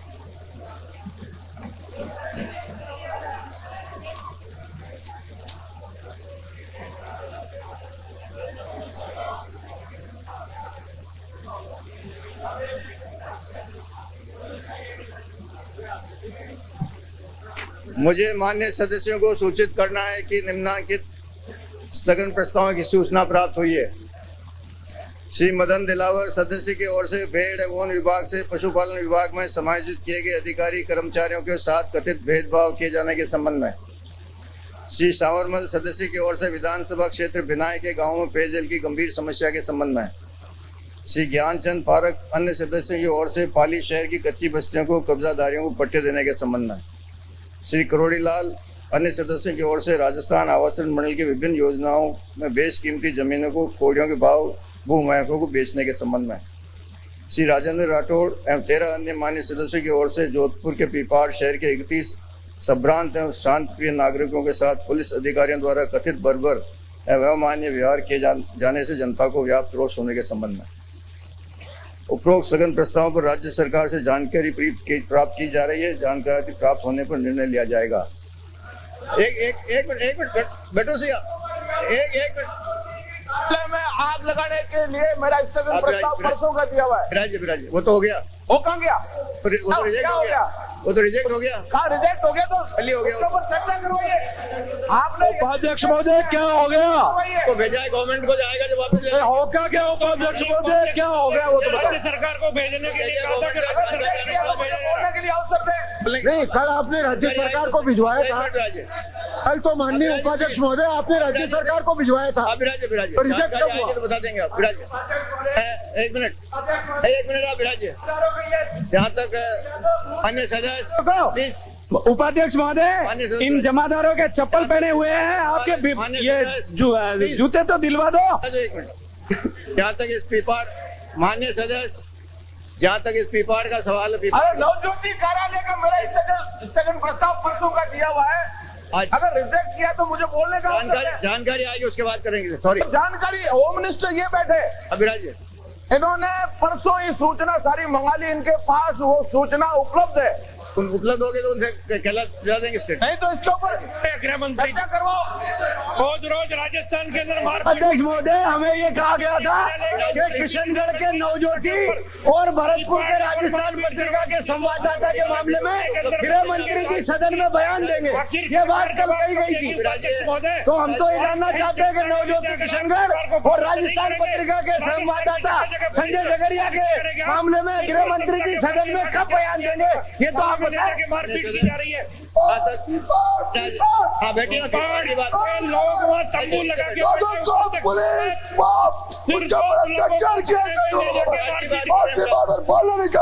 पीपार का जवाब तो आ दीजिए। पीपार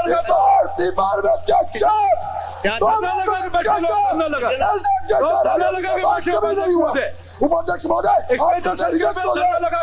सुनेंगे नहीं। एक हफ्ते से स्टेचू सर्किल पे मारा जा रहा है चुन चुन के। उपाध्यक्ष महोदय, बिहार में जो हुआ है ये तानाशाह हो गई है सरकार। तो चकाचौंध हो गया है। तानाशाह हो गई है सरकार, ये पुलिस तानाशाह हो गई है। शांति समिति की मीटिंग, आप सुनो तो सही। तो शांति समिति के नाम पर लोगों को बुलाकर पीपार के लोगों को बुला के बात करिए। अध्यक्ष महोदय, शांति समिति की मीटिंग की कहकर थाने में ले गए, वहाँ पर मारपीट की हिंदू और मुसलमान दोनों के साथ की। अगर ये हरकतें चलती रहेगी उपाध्यक्ष महोदय, आप सरकार को निर्देश नहीं देंगे। ये पुलिस, ये राज हिंदू और मुस्लिम समन्वय समिति के लोग स्टेचू सर्किल पर धरने पर बैठे हैं। दोनों बैठे हैं, हिंदू और मुसलमान दोनों बैठे हैं। हिंदू ने मुसलमान के खिलाफ रिपोर्ट लिखाई, मुसलमान ने हिंदू के खिलाफ लिखाई। दोनों समुदाय के लोगों को पुलिस ने बुलाकर शांति समिति के नाम पर बुलाकर मुख्यमंत्री जी का रिपोर्ट दोनों समुदाय के लोगों को वहाँ पर मंत्री जी वस्तु स्थिति से अवगत कराने की स्थिति क्या है। दोनों मुद्दों पर माननीय गृह मंत्री जी को सदन को अवगत कराना चाहिए। कल से दोनों समुदाय के लोग स्टेचू सर्कल के ऊपर धरने पर बैठे भूखे और प्यासे। प्रयास किया मुख्यमंत्री जी का जिला और वहाँ मार रहे हैं, गुंडागर्दी कर रहे हैं। मुख्यमंत्री जी का जिला है। पिपाड़ का जहाँ तक सवाल है, मैं आपसे निवेदन, आप सुनना ही नहीं चाहो, मैं आपसे सुनाइए सुनाइए। ये घटना एक के बाद एक, इसलिए आप सुनिए इसे। ये क्योंकि हमने यहाँ पुलिस प्रशासन को ऐसा खुला एक तरह से सर्टिफिकेट दे दिया कि हमारा पुलिस प्रशासन जो भी कर रहा है बहुत अच्छा कर रहा है। पहाड़ में फिर हुई उसी की परिणति हुई, क्योंकि उन्हें लगा कि सरकार तो हमें कुछ कहने वाली है ही नहीं, इसलिए चाहे जिसको मारो, चाहे जिसके साथ जिस प्रकार का भी सलूक करना चाहो इज्जतदार आदमी की, वैसे उसकी इज्जत मट्टी में मिला डालो। ये उसी का परिणाम है। और इस सदन से बार बार ये बात जा रही है कि हम पुलिस प्रशासन की गलतियों पर पर्दा डाल करके पुलिस को उच्चंकर करने का रास्ता क्लियर कर रहे हैं। और ये पिपाड़ की घटना उसका एक जीता जागता सबूत है कि वहाँ शांति समिति के नाम से तो आपने मीटिंग में लोगों को रात को घरों से 12 बजे उठा करके बुलाया कि मीटिंग में एसपी साहब आ रहे हैं, आपको आइए, और ऐसे करके सारे लोगों को सवेरे 4 बजे तक तो इकट्ठा किया। उसमें सब जाति और बिरादरी के लोग हैं, कोई उसमें बची नहीं, उसमें हिंदू भी है, उसमें मुसलमान भी है, और यह कह करके बुलाया कि शांति समिति की बैठक एसपी साहब आए हैं, वो लेना चाहते हैं। इसके कारण से रात को लोग सोते हुए जैसे भी थे वैसे उठ करके गए, और उसके बाद उनको दोनों लाइनों में खड़ा करके और मारे और ये कहे कि जैसे किशनगढ़ में दुर्गति की वैसी ही मैं तुम्हारी दुर्गति करूंगा। ये उसका सबूत है। आपको और हमको शर्म आती है अगर एक इज्जतदार आदमी को शांति समिति की बैठक के नाम से बुला ले जाए और ले जाने के बाद उनके साथ इस प्रकार से पिटाई करें। ये पिपाड़ की घटना, कपड़े उतरवा करके मारा, ये पिपाड़ की घटना और उस पर पर्दा डालने का जो ये सरकार प्रयास कर रही है, सारे राजस्थान के पुलिस कर्मियों को खुली छूट मिल रही है इसमें से, और इसके कारण से राजस्थान में स्थिति आ रही है। लेकिन आप उनको सर्टिफिकेट पे सर्टिफिकेट दिए जा रहे हैं, इसलिए लोगों का गुस्सा है और हम लोग उस गुस्से को आपके सामने रखना चाहते हैं। तो आपको सुनने की, क्योंकि आपने तो एक क्लीन चिट दे दिया जब मुख्यमंत्री ने, हमारा पुलिस प्रशासन बहुत अच्छा काम कर रहा है, आप बहुत अच्छे काम करने वाले लोग हैं, पर कुछ ऐसे लोग भी हैं जो काला धब्बा लगाते हैं। दोनों का अंतर करके जिसने गलती की है उसे दंड देने का काम करिए। कम से कम न्याय के तराजू पे अगर दंडित आता है ना, दोषी आता है, उसको बचाने की कोशिश मत करो, और अगर बचाने की कोशिश करोगे ना, आपके ये डंडे आपको उतने ही महंगे पड़ेंगे। अभी आप रहे हो, लेकिन जब निर्दोष आदमी पिटा जाता है ना, तो वो जाकर के स्टेचू सर्कल पे पिपाड़ से आकर के या धरना देकर के बैठे, और उसके बाद भी अगर इंसानियत नहीं जगती हम लोगों की, और हमको इस बात का पता नहीं लगता, इससे ज्यादा अफसोस क्या होगा। इसलिए आप ये क्लीन चिट मत दिलाइए पुलिस को कि हमारा पुलिस जो कर रही है वो अच्छा कर रही है। अगर इसके कारण से तो कभी कुशलगढ़ पिटेगा, कभी डूंगरपुर वाला आदमी पिटेगा। इस प्रकार का खुला छूट आप दे रहे हो ना, उसके कारण से लोगों के मन में क्रोध है। माननीय सदस्य, पिपाड़ के प्रश्न पर सरकार से चाहूंगा कि आपका स्टेटमेंट आए आज इस पर, उसके बाद बात, इसका स्टेटमेंट आएगा सरकार से। सरकार का स्टेटमेंट आ जाएगा, आप विराजे? मैं नहीं विराजूंगा, के बाद बोलेंगे, मैं अर्ज करूंगा। तो स्टेटमेंट के बाद बोला, मैं स्टेटमेंट से पहले कहूंगा, ये 31 आदमियों को 12 बजे से 6 बजे तक 15 मार्च को, आप मेरी बात सुनना ना, 31 आदमियों को माननीय गृह मंत्री जी 12 बजे 15 मार्च को 12 बजे रात को 5 बजे सुबह तक बुलाया गया। 31 आदमियों को, जिसमें 14 माड़ी, माननीय सदस्य, 9 मुसलमान, शेड्यूल ट्राइब के लोग, और 31 आदमियों को शांति समिति की बैठक के बहाने बुलाया गया। उपाध्यक्ष महोदय, 31 आदमियों के चोटें लगी है, 31 आदमियों के मेरे पास मेडिकल सर्टिफिकेट है। मैं हाउस की टेबल पर आपको नजर कर रहा हूँ। आपसे निवेदन कर रहा हूँ कि उनका स्टेटमेंट आ जाने दीजिए। उनका स्टेटमेंट उपाध्यक्ष महोदय, इसको कल से धरने पर बैठना चाहता हूँ। समुदाय के लोग धरने पर बैठे, अब्दुल हफीज और इदरीस और अयूब के मैं देख के आया हूँ, उसकी टांग में फ्रैक्चर हो गया, पूरी तरह से मार पीट। ना हिंदू मुसलमान से लड़ा है वहाँ, ना मुसलमान हिंदू से लड़ा है। दोनों समुदाय के लोगों को शांति समिति के बहाने बुला करके और इतनी बर्बरता से पीटा है, उनके गंभीर चोटें आई है। सरकार कब बयान देगी? सरकार यहाँ बताए। इस तरह से पीटा जाता लोगों को।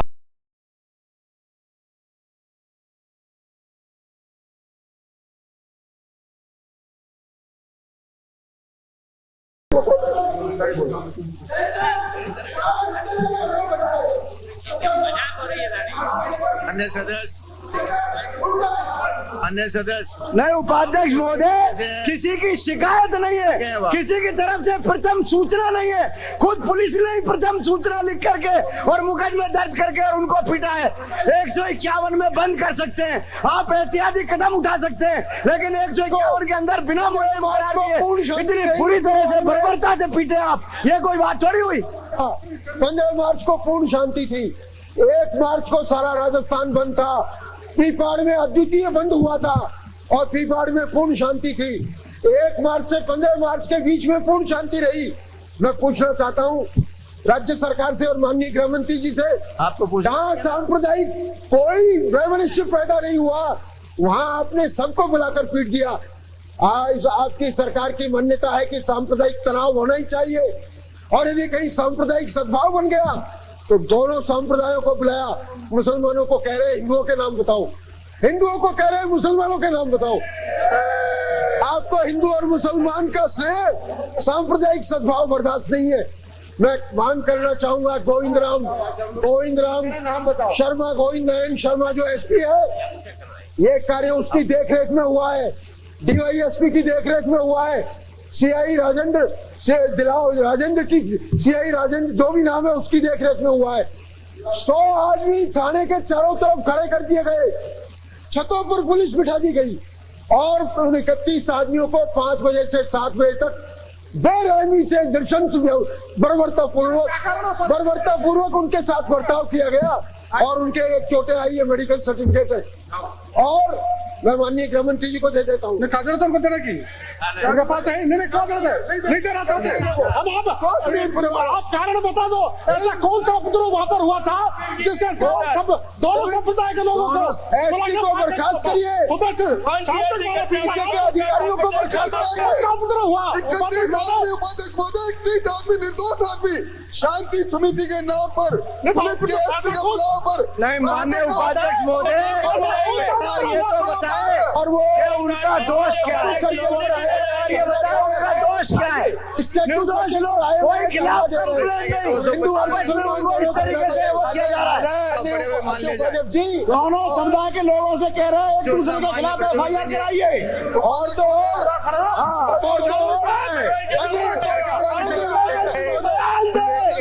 विभाग की घटना पर बयान दो की मेज पर रखता हूँ।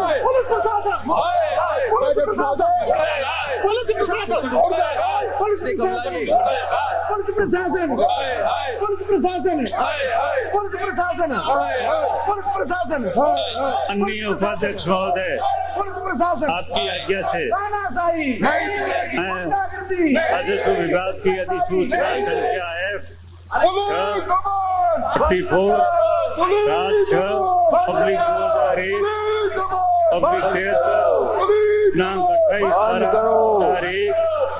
इसके द्वारा राजस्थान भू कृषि सदन आउट हुआ है, आवंटन में संशोधन सदन की मेज पर पुलिस की बर्बरता की उन घटनाओं को इस सदन में रखा है जिन घटनाओं से सिद्ध हो गया राजस्थान में कानून का राज। परिवहन विभाग की अधिसूचना ज्यादा दुख की बात क्या हो सकती है? सदन चल रहा है, नहीं हो जाएगा, स्टेटमेंट देंगे। समय तो बताएं, समय तो बताएं। स्टेटमेंट देने का कोई स्टेटमेंट देने का समय तो बताइए। अभी दे रहे हैं कि 2 बजे देंगे कि 4 बजे देंगे। आप सुनो जब बताओ ना। हम तो सुनने के लिए चाहते थे, मैं क्या करूँ? अभी दे तो अभी हो तो मैं कह रहा हूँ स्टेटमेंट दिलाऊंगा। नहीं होना था किस बात के लिए? उपाध्यक्ष महोदय, आप बिराइए, हम आसन का सहयोग करना चाहते हैं। अगर गृह मंत्री जी वक्तव्य देना चाहते हैं तो अभी दे।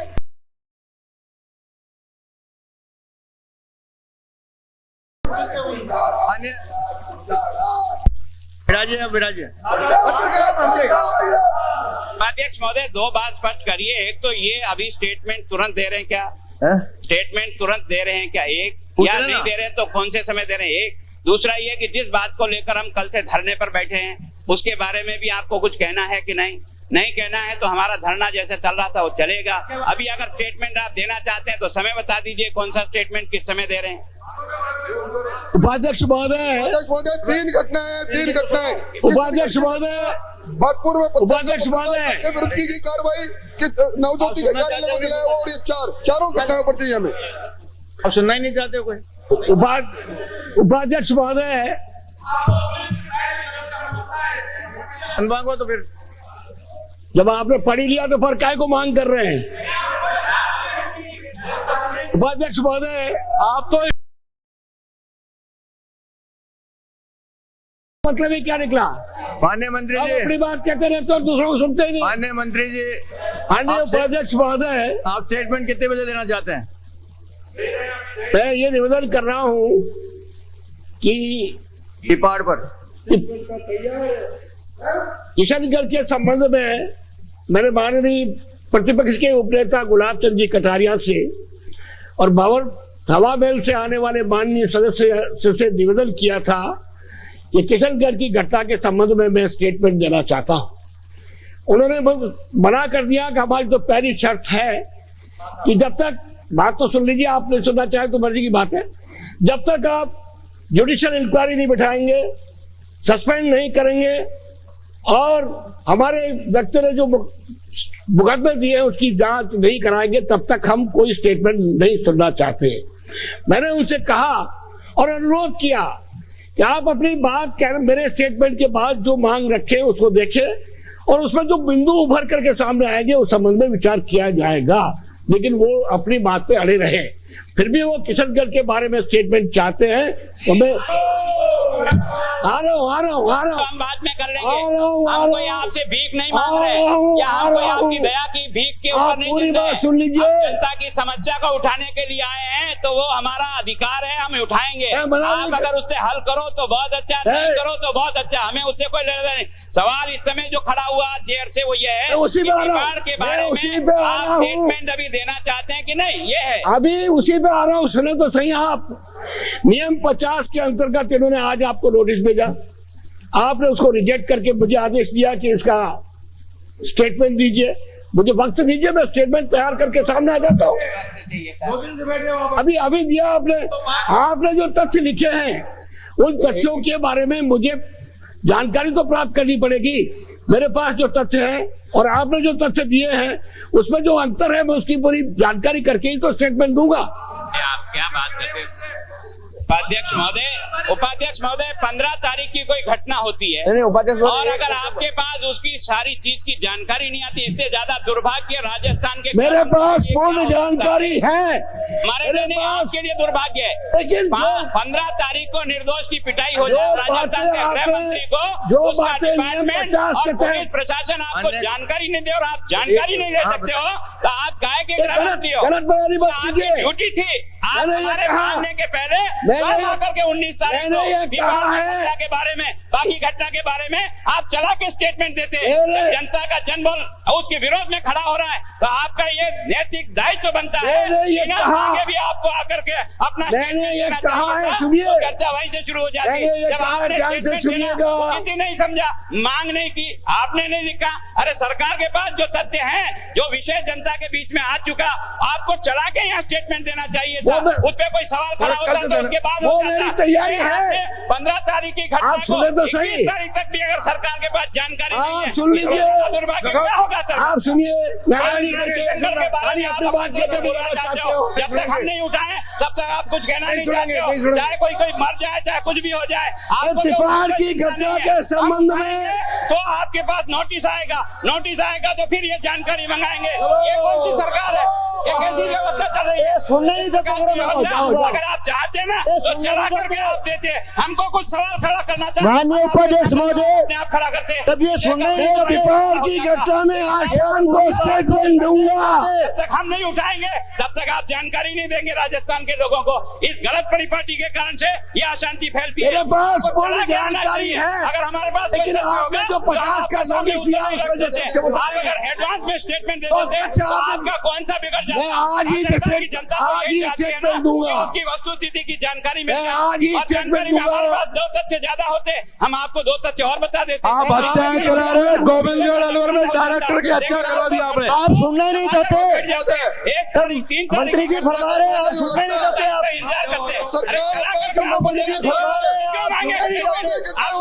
माननीय उपाध्यक्ष महोदय, आपकी तो मंशा ही नहीं है इस प्रकार के माननीय मंत्री जी फरमा रहे हैं, ये सुनने नहीं देते। मारता है उसमें तो सुनने बचाने की के इच्छा नहीं है और ये सदन का इनकी समय बर्बाद कर रहे हैं। हमारा कल भी आप परसों भी इसी प्रकार की क्या है? ये सुनना नहीं चाहते माननीय उपाध्यक्ष महोदय। जवाब दे रहे हैं, सुनने नहीं चाहते। सुनने नहीं चाहते।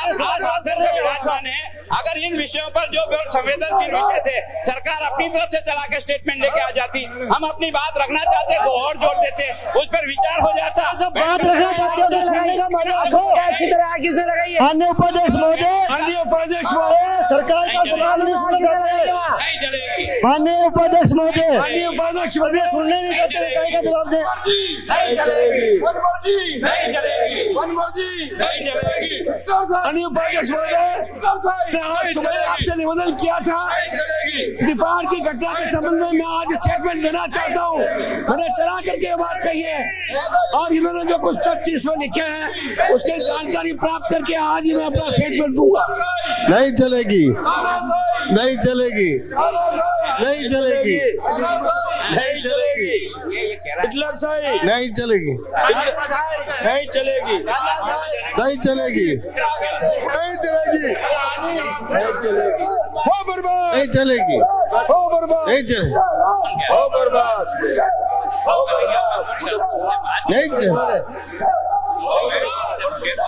हो बर्बाद, हो बर्बाद, इसे लो भाई माइक, हो बर्बाद, हो बर्बाद, प्रोफेसर हो बर्बाद, नहीं चलेगी, नहीं चलेगी, नहीं चलेगी, नहीं चलेगी, नहीं चलेगी, नहीं चलेगी, नहीं चलेगी, नहीं चलेगी,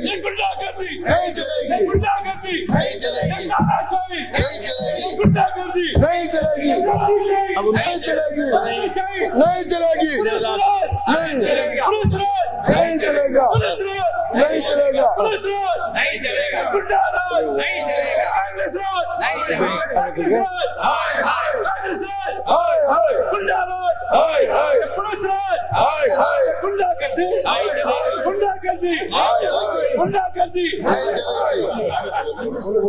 उपाध्यक्ष महोदय, होश में आओ, होश में आओ, होश में आओ, होश में आओ, गृहमंत्री होश में आओ, होश में आओ, होश में आओ, गृहमंत्री होश में आओ, होश में आओ, होश में आओ, गृहमंत्री होश में आओ, होश में आओ, होश में आओ, गृहमंत्री होश में आओ, होश में आओ, होश में आओ।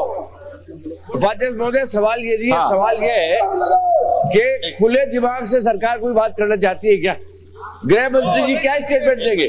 गृह मंत्री जी वो स्टेटमेंट देंगे जो जोधपुर के एसपी को ब्रीफ करेंगे और जोधपुर का जो एसपी है उपाध्यक्ष महोदय वो सबसे बड़ा मुलजिम है।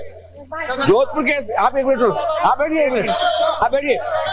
उपाध्यक्ष महोदय, आज एक मिनट सुनिए, आज अरे गंगाओ जी, तुम्हारा सिर के ऊपर से निकल जाए ये बात, सारे को समझ में आती है गंगाओ जी।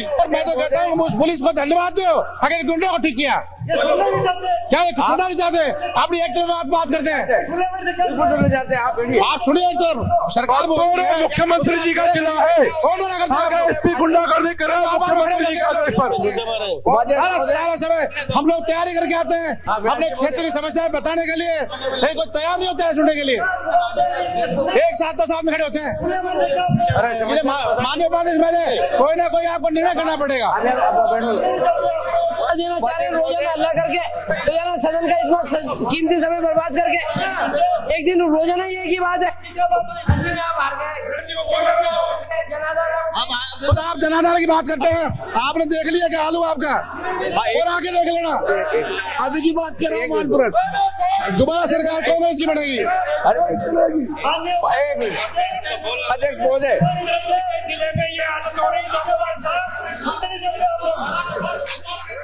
अध्यक्ष महोदय, एक अजीब प्रकार की नई व्यवस्था कायम हुई है। विधानसभा भवन तक तो कोई जुलूस या धरने वाले वाले नहीं देते। स्टेचू सर्कल पे पिपाड़ शहर के हिंदू और मुसलमान बैठे हुए हैं।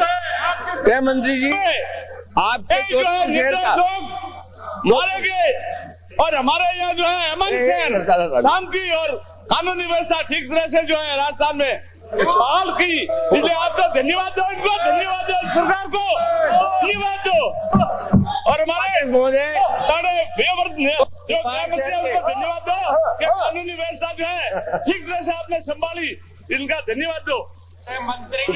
उपाध्यक्ष महोदय, तो पिपाड़ के हिंदू और मुसलमान धरने में बैठे, आप मिले उनसे, गुंडे मार, आप उनसे मिलिए, पहले उनका वजन आप लीजिए। उपाध्यक्ष महोदय, मैं ये चाहूंगा कि हालांकि सीधा तो वैसे होम मिनिस्टर का ताल्लुक है, लेकिन आप भी उनको बुला करके बात कीजिए। यानी एक अजीब स्थिति है कि वहां के एसपी ने जब वो ज्ञापन देने गए, शिकायत करने गए, साहब इनके साथ मार पिटाई की, उन्होंने कोई मार पिटाई नहीं की, मार पिटाई की तो मैंने की, जाओ तुम्हारे एक आदमी की आग लगी, एक मुसलमान किया, तो उन्होंने कहा तुम आरएसएस वालों का, बीजेपी वालों का नाम दिखाओ, और नहीं लिखाते होते तेरा मुसलमान तुमने बंद कर दिया, तुमको बंद कर देगी। मान्य जाते क्यों आप? मान्य सदस्य, यानी कहीं पे अगर साम्प्रदायिक सवाल बनता है, सब बात रिपीट रिपीट का सवाल नहीं, मैं सुनना चाहता हूँ, पर मैं उपाध्यक्ष महोदय निवेदन ये करना चाहता हूँ कि होम मिनिस्टर खुले दिमाग से अगर कोई बात करना चाहे और जानकारी एक बोल रहे हैं, इनको सुनिए। एक एसपी के वजह से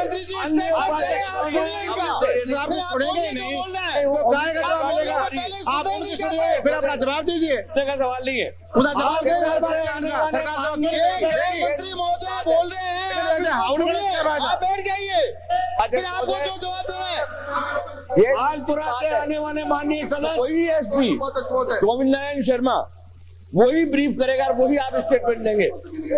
मैं खुदे मुकदमे बनाए किसी आप तो अधिकारियों से ब्रीफ हो गए तो आपसे हो गया संप्रदाय के विरुद्ध कोई एफआईआर दर्ज नहीं कराई। सदन की बैठक 1:30 बजे तक के लिए स्थगित की जाती है।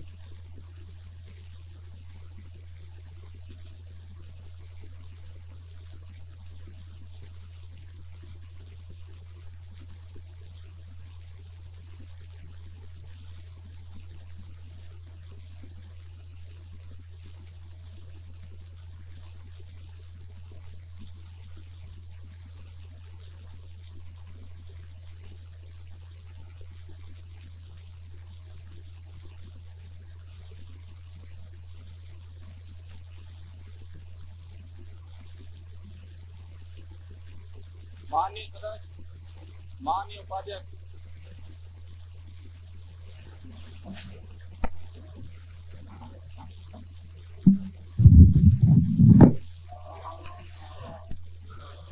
ओम शांति। श्री जगत सिंह जी, उपाध्यक्ष महोदय, ये जिस प्रेस की बात कर रहे हैं और जिस अजमेर पुलिस की घटना की बात कर रहे हैं, आप ये इंडियन एक्सप्रेस ने अजमेर के एसपी के बारे में क्या लिखा है सुनिए।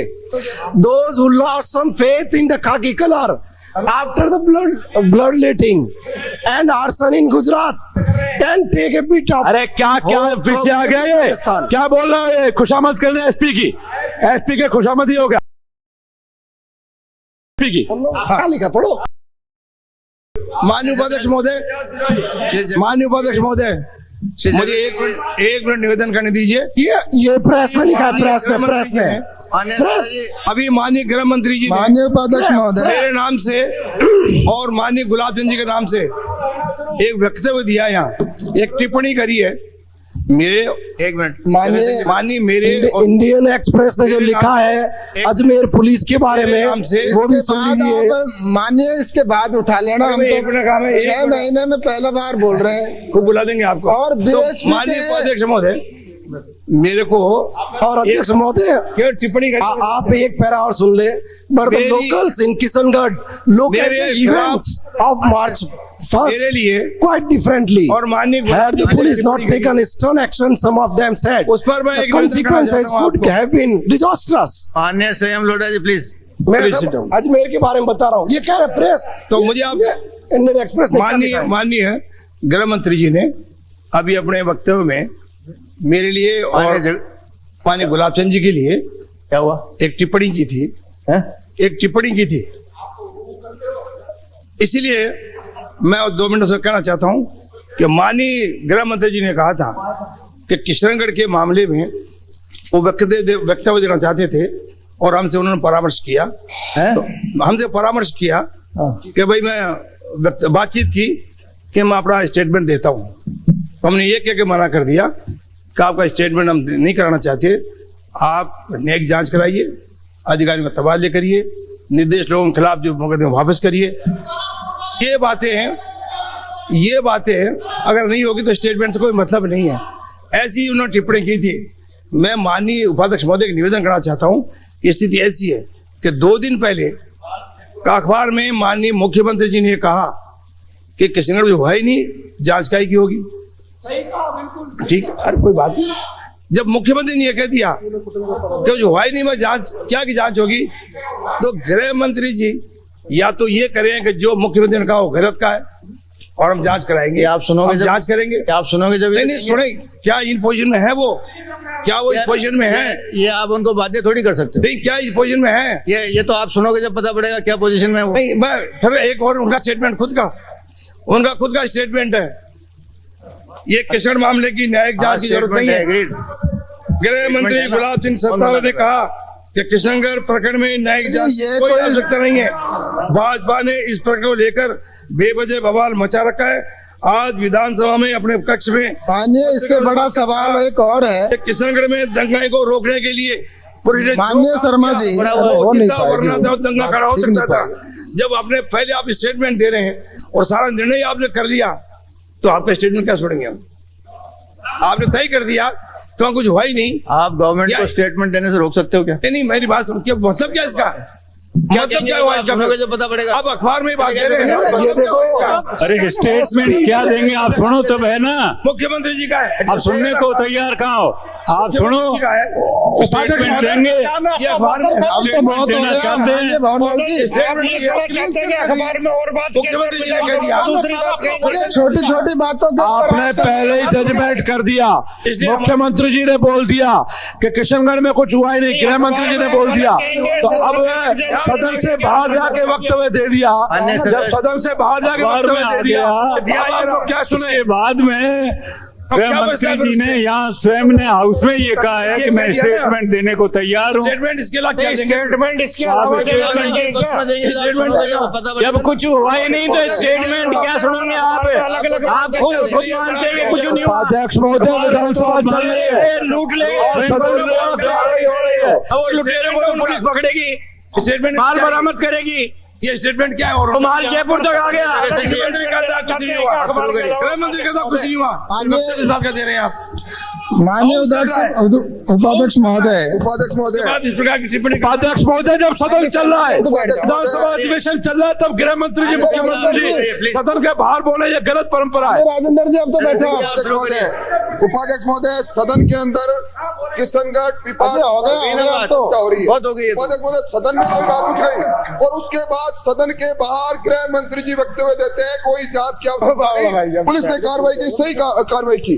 उसी तरह मुख्यमंत्री जी वक्तव्य देते हैं। उपाध्यक्ष महोदय, ये परंपरा रही है, सदन के अंदर कोई मामला उठे, सदन के अंदर अगर जवाब आता यहाँ सरकार ये कहती है कि हम किशनगढ़ के मामले में वक्तव्य देना चाहते हैं। आज किशनगढ़ के मामले में आज तीसरा दिन है, एक बार भी इन्होंने नहीं कहा वक्तव्य देना चाहते हैं। और इनके सारे समाचार पत्रों में इन्होंने बयान दे दिए कि किशनगढ़ के अंदर पुलिस ने जो कुछ किया वो वाजिब किया, कोई न्यायिक जांच की आवश्यकता नहीं। मुख्यमंत्री जी का ये रवैया गैर जिम्मेवाराना रवैया, गृह मंत्री जी का ये रवैया गैर जिम्मेवाराना रवैया है। ये संसदीय परंपराओं के विपरीत किया है। सदन के अंदर मामला आ गया। उपाध्यक्ष महोदय बैठ जाओ, कांग्रेस शासन में हत्याएं हो रही है, क्या हो सकता है? मान्य कटारे साहब प्लीज, तो बहुत समय हो चुकी बात, अब इसको रिपीट करने का कोई फायदा नहीं। गोविंदगढ़ अलवर में पंचायत समिति सदस्य रोशनलाल शर्मा की हत्या हो गई और कांग्रेस के लोगों ने कर दी। देंगे अध्यक्ष जी, और आप कहो जो मंत्री जी के, ये तो कभी संभव नहीं है। वो क्या कहेंगे उसका प्रयास कर रहे हो। मुख्यमंत्री जी के वक्तव्य के बाद सदन के बाहर मुख्यमंत्री जी वक्तव्य देंगे, सदन में गृह मंत्री जी क्या उस वक्तव्य को नकार सकते हैं? क्या अर्थ रहा उनके वक्तव्य का? क्या पता, अखबारों में छपा, अखबारों में छपा। सदन के बाहर गृह मंत्री जी वक्तव्य दे रहे हैं, सदन में कहते वो आप अखबार में अलग बात। मुख्यमंत्री जी के जिले में पीपाड़ है और पीपाड़ में एसपी जोधपुर ने मारा है लोगों को। मुख्यमंत्री जी का सीधा आदेश है, मुख्यमंत्री जी ने सीधा आदेश है एसपी साहब से पिटवाया है। अगर हम खड़े हो जाएंगे फिर क्या रहेगा? फिर बताओ, ये सदन में अगर गृह मंत्री जी इस बात को यहाँ रिपीट नहीं करते तो हम आपसे इस बारे में कुछ पूछना भी नहीं चाहते थे, लेकिन चूंकि सवेरे गृह मंत्री जी ने अपनी ये इच्छा जाहिर की कि मैं तो किशनगढ़ के बारे में स्टेटमेंट देना चाहता हूँ, ये सवेरे आज उन्होंने कहा। हमारा ये कहना है कि जब एक तरफ मुख्यमंत्री ये कहते हैं वहाँ कुछ हुआ ही नहीं, बाहर गृह मंत्री जी स्वयं कहते हैं कि वहाँ ऐसा कुछ है ही नहीं, कोई जांच की जरूरत ही नहीं, जब ये बात वो हाउस के बाहर कहते हैं तो फिर यहाँ आकर के ये कहने की जरूरत क्या है कि मैं स्टेटमेंट देना चाहता हूँ? क्या स्टेटमेंट देना चाहते हैं? कोई जो अखबार में कहा उसको रिपीट कर देंगे। तो जो मैंने बाहर, फिर क्या मतलब क्या है उसका? फिर उसका कोई अर्थ भी नहीं है। उन्होंने कहा उसको रिपीट करेंगे। मैन इन खाकी ब्रेव सैफरन बॉम्ब में आप लोग अजमेर मैन इन खाकी ब्रेव सैफरन मॉब्स। आपने स्टेटमेंट तो दे दिया बाहर और आपने उस बात को कह दिया। ये स्टेटमेंट पर्दाफाश करना चाहते हैं। अरे बैठ जाओ,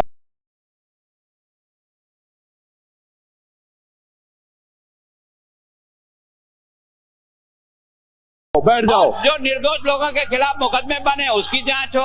हमने जिन अधिकारियों के खिलाफ रिपोर्ट लिखाई उन अधिकारियों के खिलाफ कार्रवाई हो, उनको हटाया जाए। यही तो हमारी 3 मांगे जो हमने आपको शुरू से रख रहे हैं।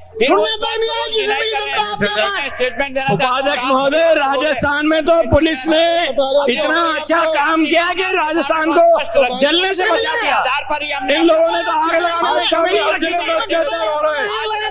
जब नई स्थिति पैदा की, उपाध्यक्ष महोदय आकर के यहाँ बोलने के लिए कहा। बाकी हमने तो हमारे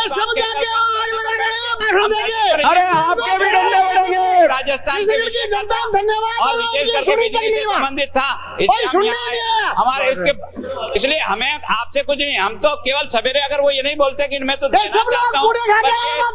सुनना नहीं चाहते हैं। अरे बैठ जाओ, मंशा होगी वो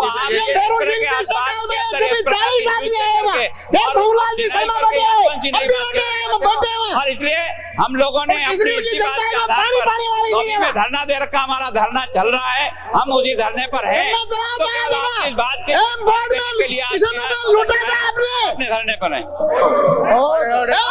किसानों का लूटा था, जब किसानों ने धरना दिया था आपने पूछा भी नहीं उनको। हल्ला करने इकट्ठे हो रहे हो। सदन के बाहर वक्तव्य देकर संसदीय परंपराओं को तोड़ा है। हम आपका सम्मान करते हैं। 32 जिलों में हत्या हो रही है।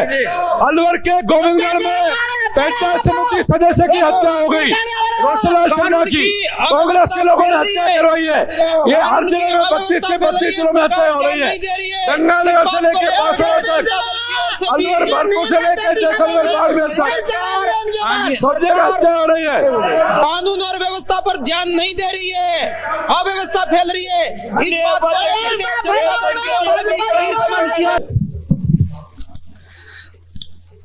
राजस्थान के महामहिम राज्यपाल जी के अभिभाषण पर